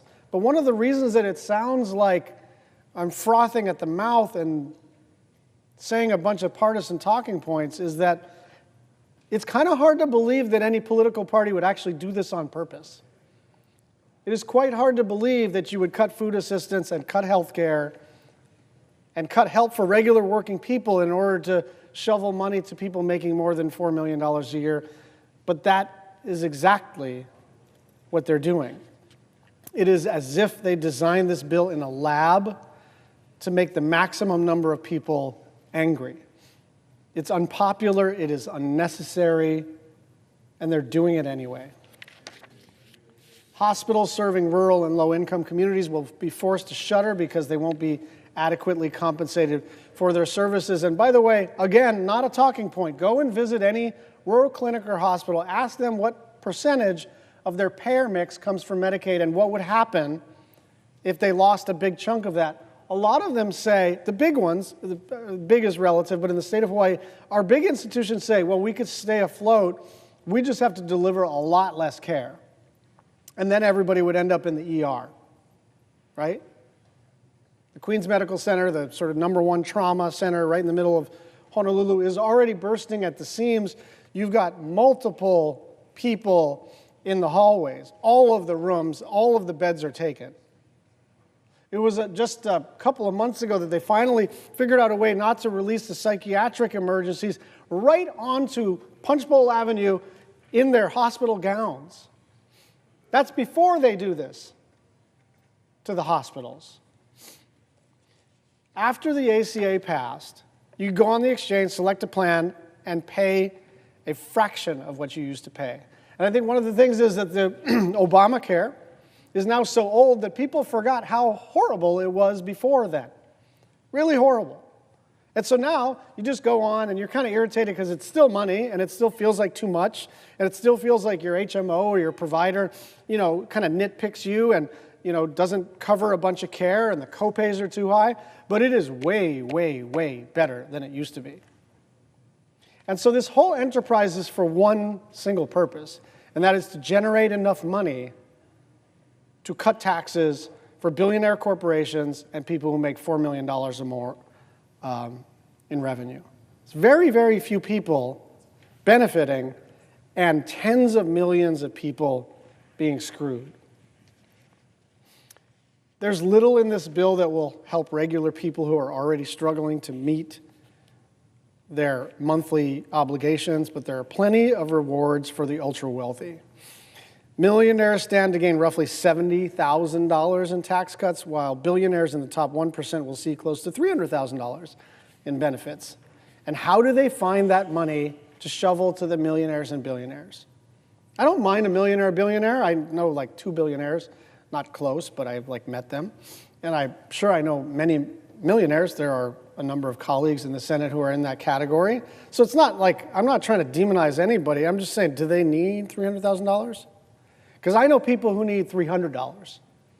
I know people who actually won't be able to stay on any health care at all if these subsidies go away.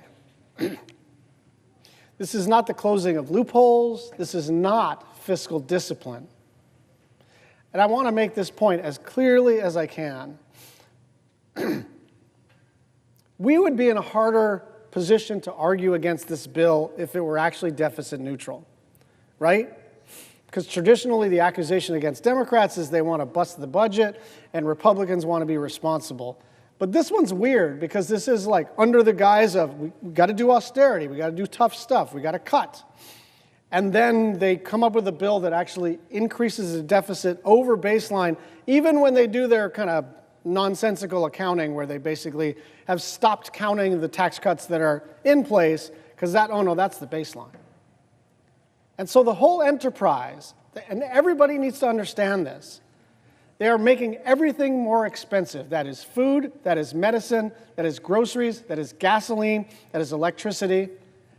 And the reason they're making it more expensive is because they are either indifferent to the suffering, or more importantly, they just need the money. And they don't need the money to, we've raised taxes in the past as a country to fight a war, right? To beat Nazism. Or we've raised taxes in the past to shrink the deficit. Or we've raised taxes and raised costs for people to invest in something important. That's not what we're doing here. We are blowing up the budget and we are harming regular people in order to provide tax cuts for people who literally didn't ask for it. I yield the floor. President. Senator from Rhode Island. Mr. President, I'm here to ask unanimous consent on a very simple measure to make sure that the data systems of Social Security were not compromised, that no data was exfiltrated, no bugs were infiltrated, and no backdoors were left in when Elon Musk and his little gang of miscreants went into Social Security. I'll talk more about this afterwards, but the chairman of the Finance Committee has elsewhere to be, so I will speak after I've offered this, and he's responded, and so I will go directly to my unanimous consent request, which is, as if in legislative session and notwithstanding Rule 22, I ask unanimous consent that the Senate proceed to the immediate consideration of my bill S-1943, introduced earlier today, that the bill be considered read 3 times and passed, and that the motion to reconsider be considered made and laid upon the table. Is there an objection? Mr. President. Senator from Idaho. Mr. President, I object. Objection is heard. Mr. President, unanimous consent, because I have to leave for a meeting right now, that my remarks to explain my objection be placed in the record. Without objection. Thank you, Mr. President. Mr. President. Senator from Rhode Island. So these remarks would ordinarily precede the exchange that we just had, but as a courtesy to the distinguished chairman of the Finance Committee, we're going a little bit out of order, so I will now fill in the statement that I would have made. Senator Crapo is obviously well aware of my concerns here. As I said at the very beginning, we have reason to believe that Elon Musk and his little gang of frat boy, tech bro miscreants, call them the muskrats, call them the doggy boys, whatever you want, that they went into Social Security with bad intent. The cover that they went in under was they were going to look for waste, fraud, and abuse. But I think we know that the waste, fraud, and abuse veil in which the doggy boys wrapped themselves was a fake. Because if you were actually concerned about waste, fraud, and abuse, you wouldn't fire all the inspectors general. You'd actually probably try to recruit the inspectors general into your so-called government efficiency effort, because what inspectors general do all day is actually look for waste, fraud, and abuse. And you could go through their files and say, here, what are the biggest areas that we should be paying attention to? And you'd work with the inspectors general. Instead, they were fired. That whole apparatus to actually seek waste, fraud, and abuse was set aside. And in came the doggy boys, a little bit like in Cat in the Hat, Thing 1 and Thing 2, except that there were 100 more of them running around doing considerable damage to government agencies and government systems. And to a very significant extent, I think doing damage to government agencies and systems was the point. This was not the bug, this was the feature. They went in to try to wreck stuff. And it became particularly dangerous around Social Security. Because first of all, there was a propaganda campaign to talk down Social Security, to pretend falsely that it was riddled with fraud. That took place, including right over on the House floor, when the president came to speak to Congress and repeatedly lied about Social Security fraud. Then you had the infiltration of people who were from tech bro world and from private equity world, exactly who would want to take over Social Security. And then you had people talking up benefit interruptions, like that was an okay thing. Well, a benefit interruption would be the excuse to go in and take over Social Security, to privatize it with tech bros and with private equity people.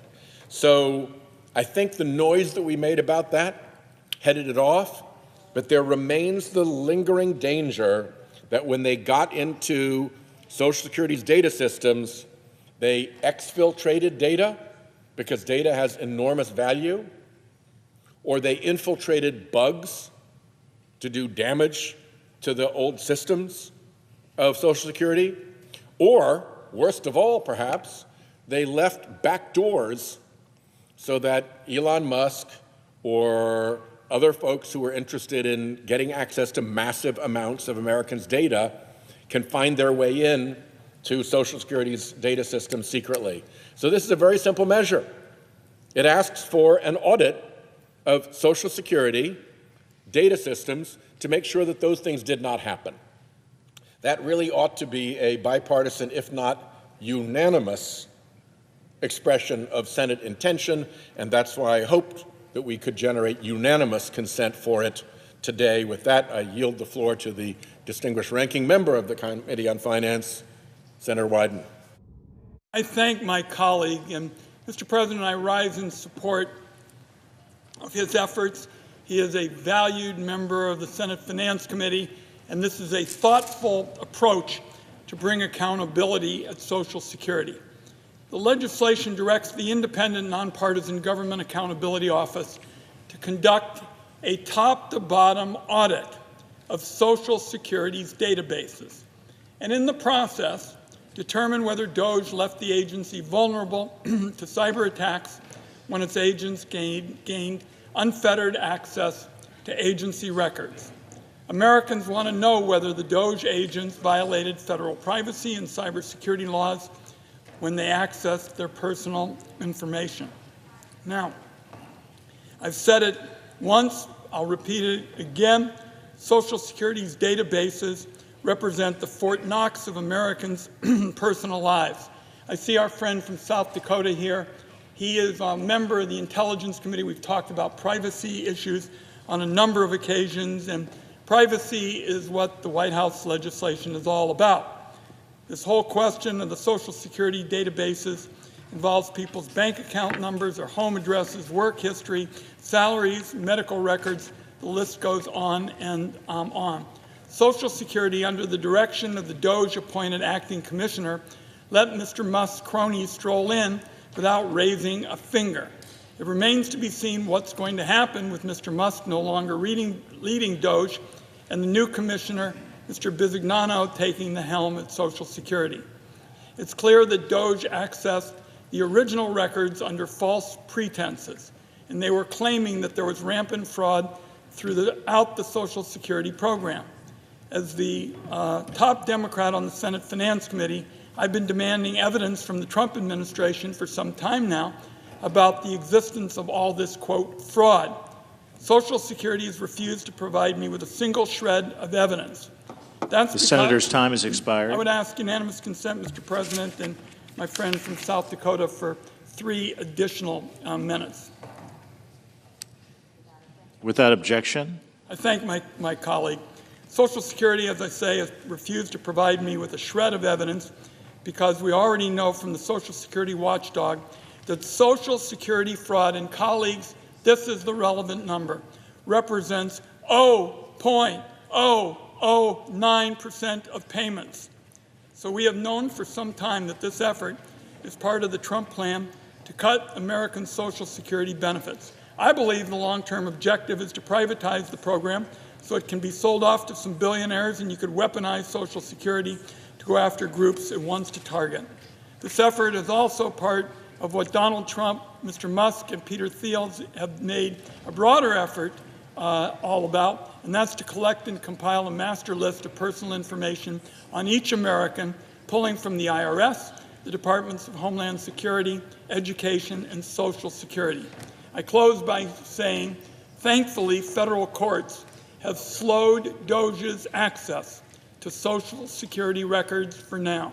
But the fact is there needs to be a comprehensive understanding of the damage and to make sure Americans' data is protected. That's why Senator Whitehouse's legislation is so important. I urge passage and I yield back. Mr. President, The senator from South Dakota. I ask unanimous consent to waive the mandatory quorum call with respect to the O'Neill nomination. Without objection. The clerk will report the motion to invoke cloture. Cloture motion. We, the undersigned senators, in accordance with the provisions of Rule 22 of the Standing Rules of the Senate, do hereby move to bring to a close debate on the nomination of James O'Neill of California to be Deputy Secretary of Health and Human Services, signed by 16 senators. Under the previous order, the mandatory quorum call under Rule 22 has been waived. A quorum is present. The question is it the sense of the Senate that debate on the nomination of James O'Neill of California to be Deputy Secretary of Health and Human Services shall be brought to a close? The yeas and nays are mandatory under the rule. The clerk will call the roll. Ms. Alsobrooks, Ms. Baldwin, Mr. Banks. Aye.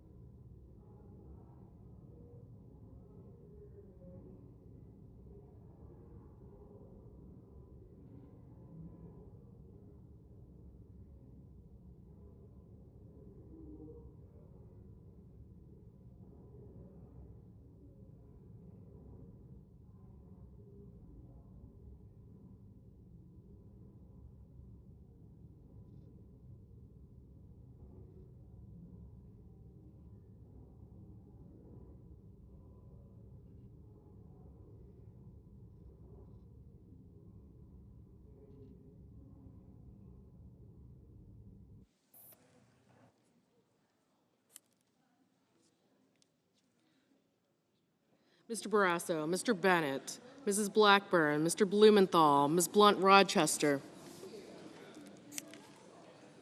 Mr. Booker, Mr. Bozeman, Mrs. Britt, Mr. Budd,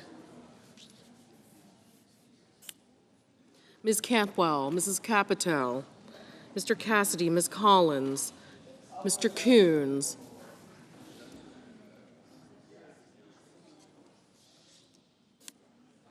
Mr. Cornyn, Ms. Cortez Masto, Mr. Cotton, Mr. Kramer, Mr. Crapo, Mr. Cruz, Mr. Curtis,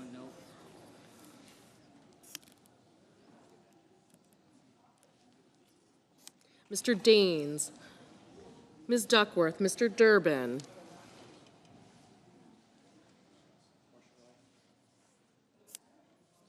Ms. Ernst, Mr. Fetterman, Mrs. Fisher, Mr. Gallego, Mrs. Gillibrand, Mr. Graham, Mr. Grassley, Mr. Haggerty, Ms. Hassan, Mr. Hawley, Mr. Heinrich, Mr. Hickenlooper, Ms. Hirono,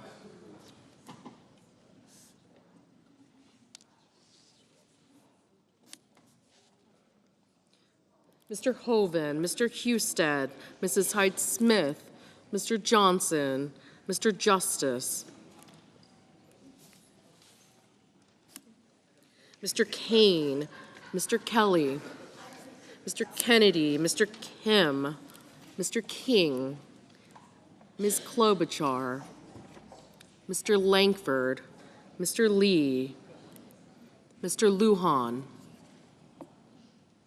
Ms. Lummis, Mr. Markey, Mr. Marshall, Mr. McConnell, Mr. McCormick,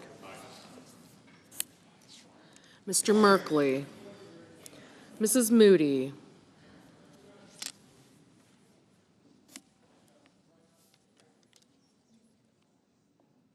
Mr. Moran, Mr. Moreno, Mr. Mullen, Ms. Murkowski, Mr. Murphy, Mrs. Murray, Mr. Ossoff, Mr. Padilla, Mr. Paul, Mr. Peters, Mr. Reed, Mr. Ricketts, Mr. Risch, Ms. Rosen, Mr. Rounds,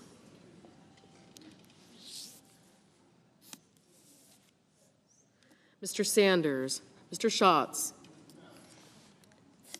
Mr. Schiff, Mr. Schmidt, Mr. Schumer, Mr. Scott of Florida, Mr. Scott of South Carolina, Mrs. Shaheen, Mr. Sheehy, Ms. Slotkin, Ms. Smith,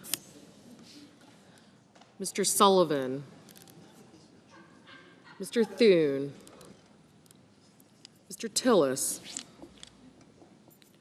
Mr. Tuberville, Mr. Van Hollen, Mr. Warner, Mr. Warnock, Ms. Warren, Mr. Welch,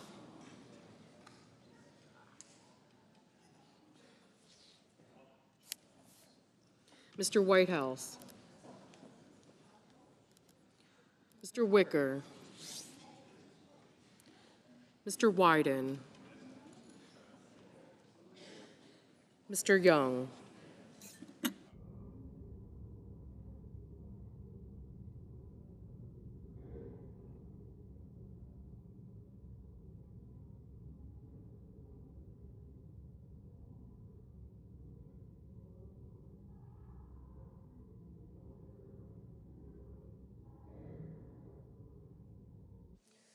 Senators voting in the affirmative: Banks, Barrasso, Blackburn, Bozeman, Britt, Cassidy, Collins, Cornyn, Crapo, Curtis, Daines, Fisher, Grassley, Haggerty, Hoven, Husted, Hyde-Smith, Johnson, Kennedy, Langford, Lummis, Marshall, McConnell, Moody, Moreno, Murkowski, Paul, Rounds, Schmidt, Scott of Florida, Tuberville, and Wicker. Senators voting in the negative: Cortez Masto, Duckworth, Fetterman, Hassan, Kane, Kim, King, Merkley, Padilla, Schatz, Shaheen, Warnock, Whitehouse, and Wyden. Mr. Scott of South Carolina, aye. Mr. Kramer, aye.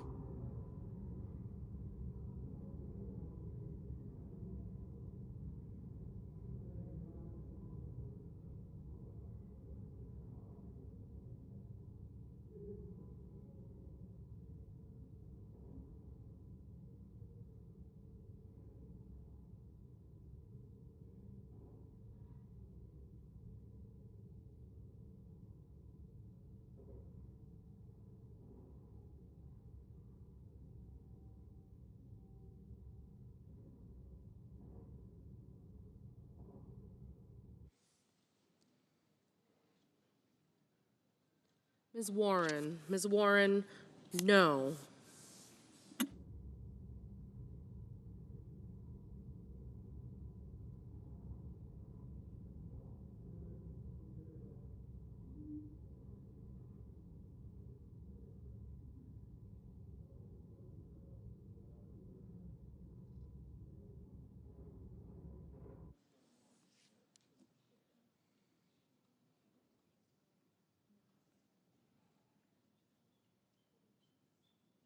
Ms. Klobuchar, no. Mr. Graham, aye. Mr. Lee, aye. Mr. Kelly, no.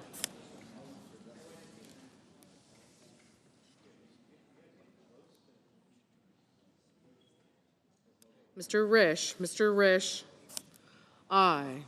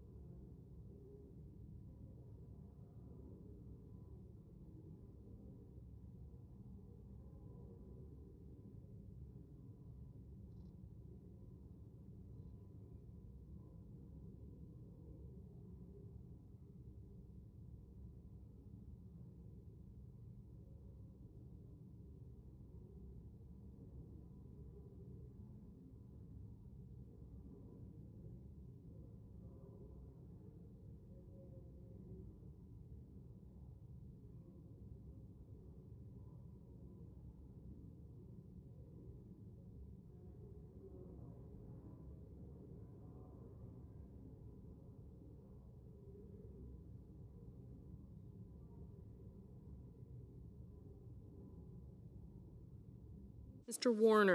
Warner, no.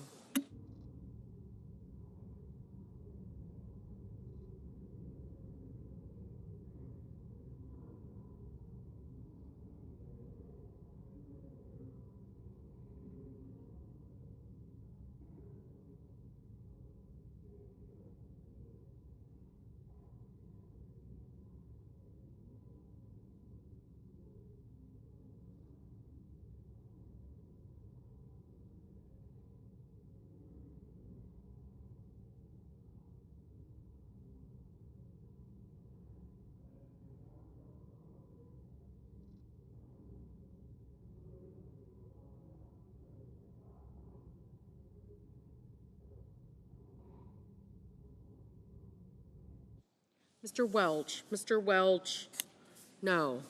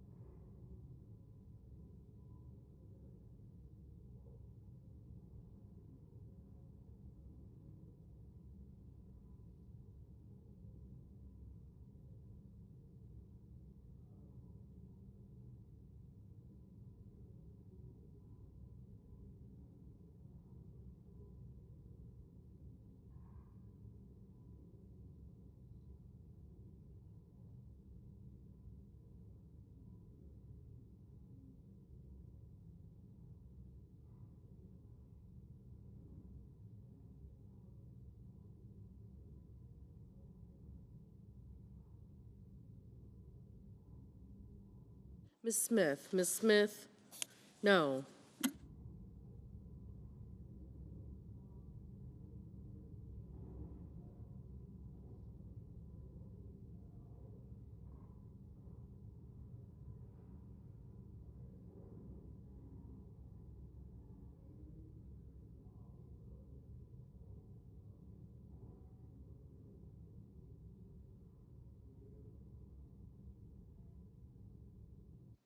Mrs. Murray. Mrs. Murray, no. Mr. Durbin. Mr. Durbin, no.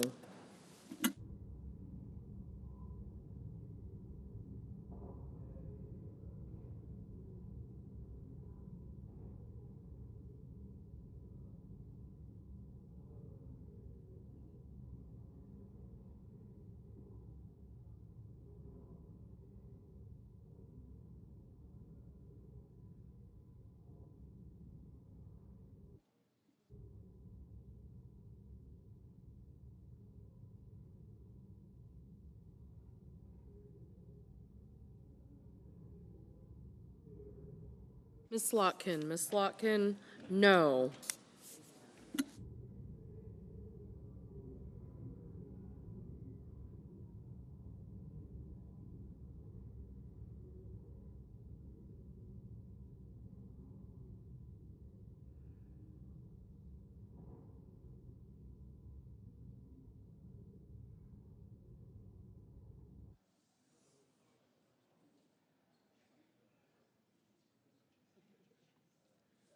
Mr. Moran. Mr. Moran, aye. Mr. Peters. Mr. Peters, no. Ms. Rosen. Ms. Rosen, no.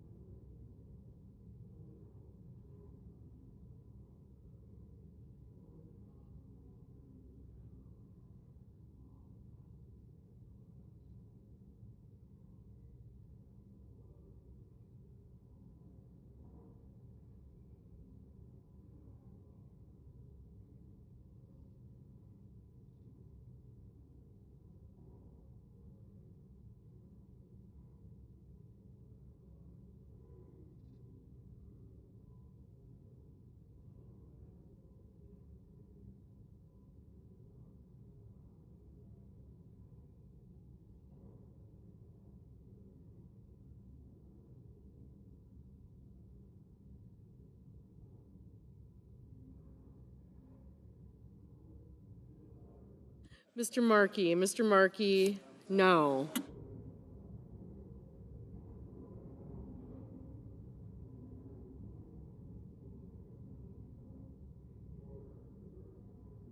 Ms. Blunt Rochester, no. Mr. Coons. Mr. Coons, no.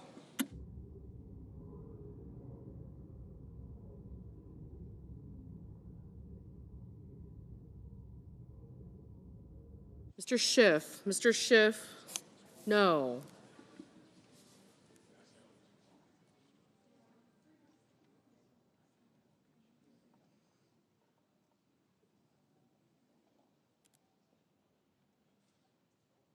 Mr. Heinrich. Mr. Heinrich, no.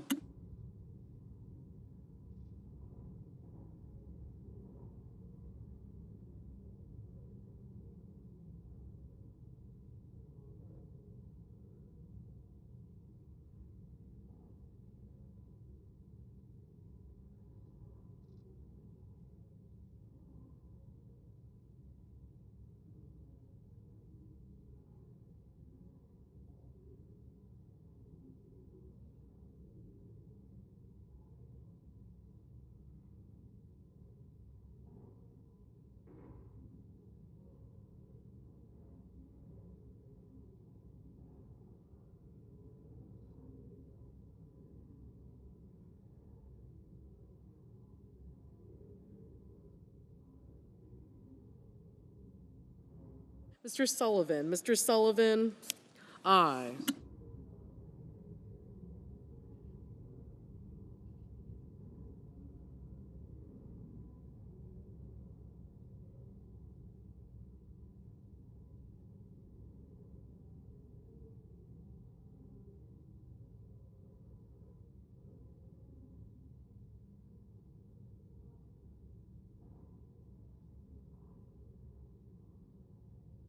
Ms. Cantwell. Ms. Cantwell, no.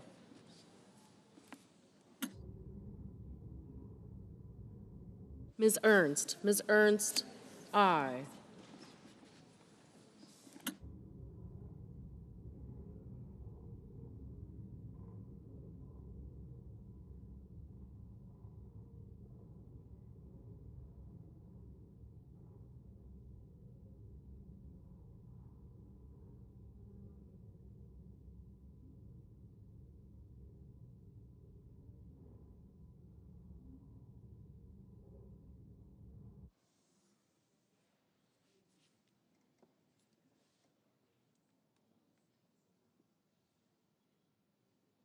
Mr. Sanders. Mr. Sanders, no.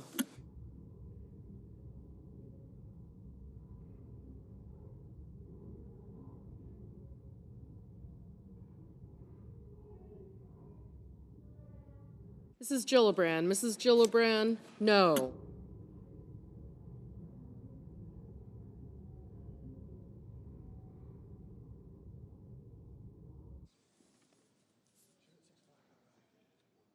Mr. Ricketts. Mr. Ricketts, aye.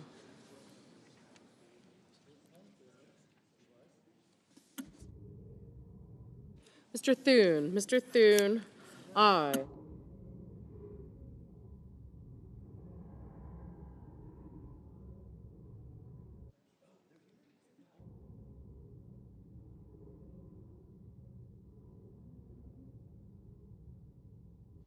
Ms. Hirono. Ms. Hirono, no.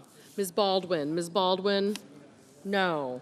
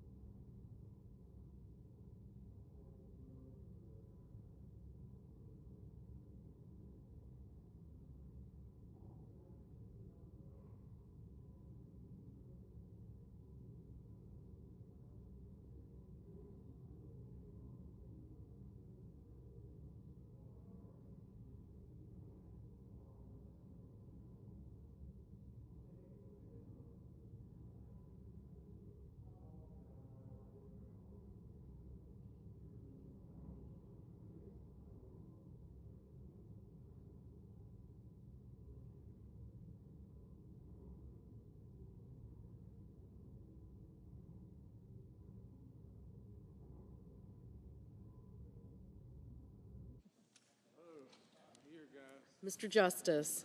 Mr. Justice, aye. Mr. Murphy. Mr. Murphy, no. Mr. Cotton. Mr. Cotton, aye.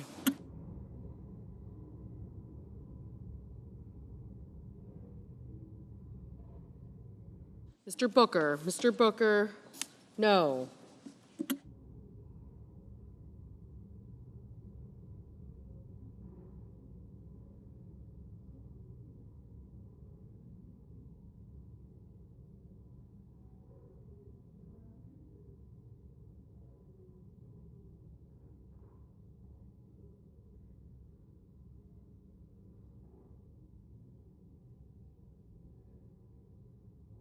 Mr. Lujan. Mr. Lujan, no.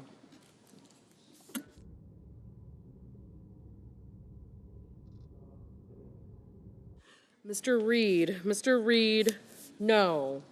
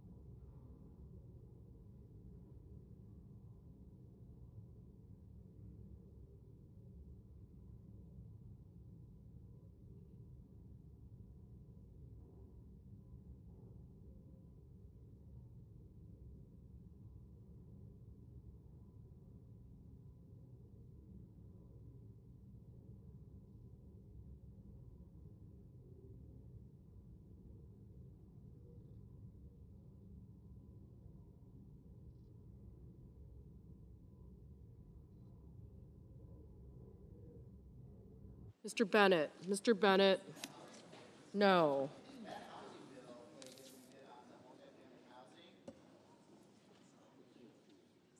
Mr. Cruz. Mr. Cruz, aye.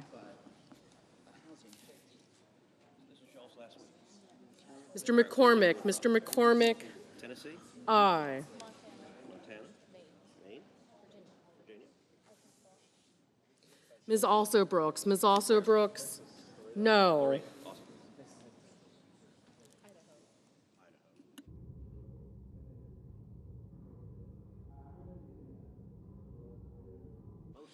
Mr. Hickenlooper. Mr. Hickenlooper, no. Mr. Gallego. Mr. Gallego, no.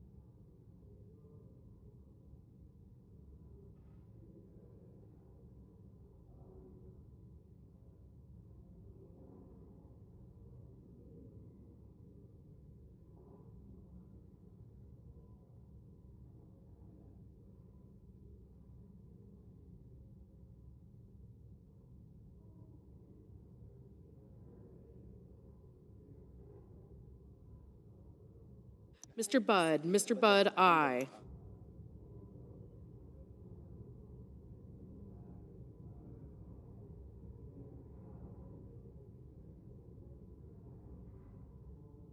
Mr. Mullen. Mr. Mullen, aye.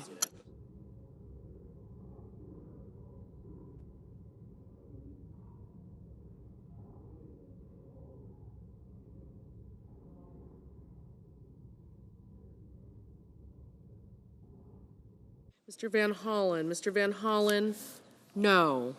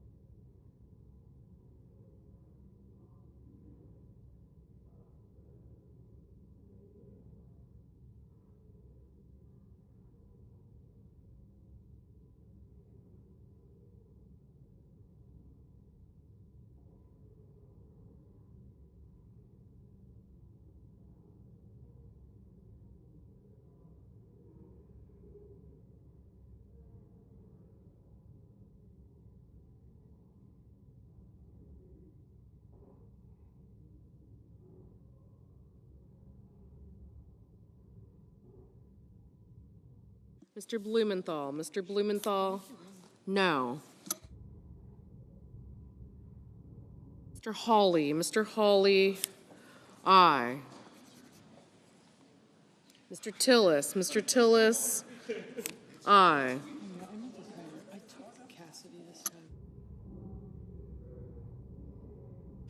Mr. Schumer. Mr. Schumer, no.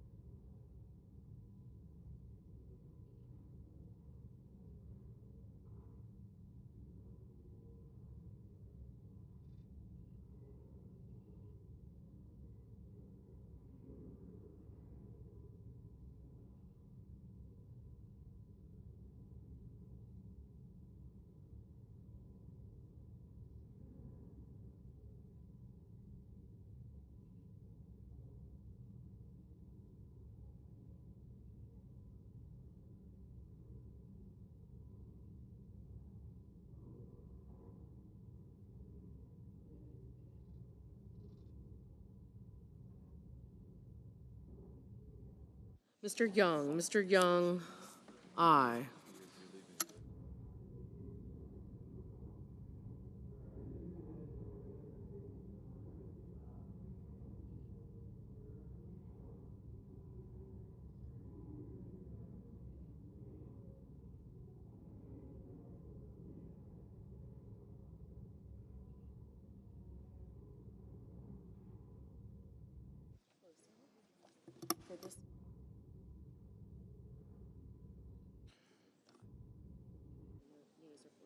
The ayes are 51, the nays are 46. The motion is agreed to.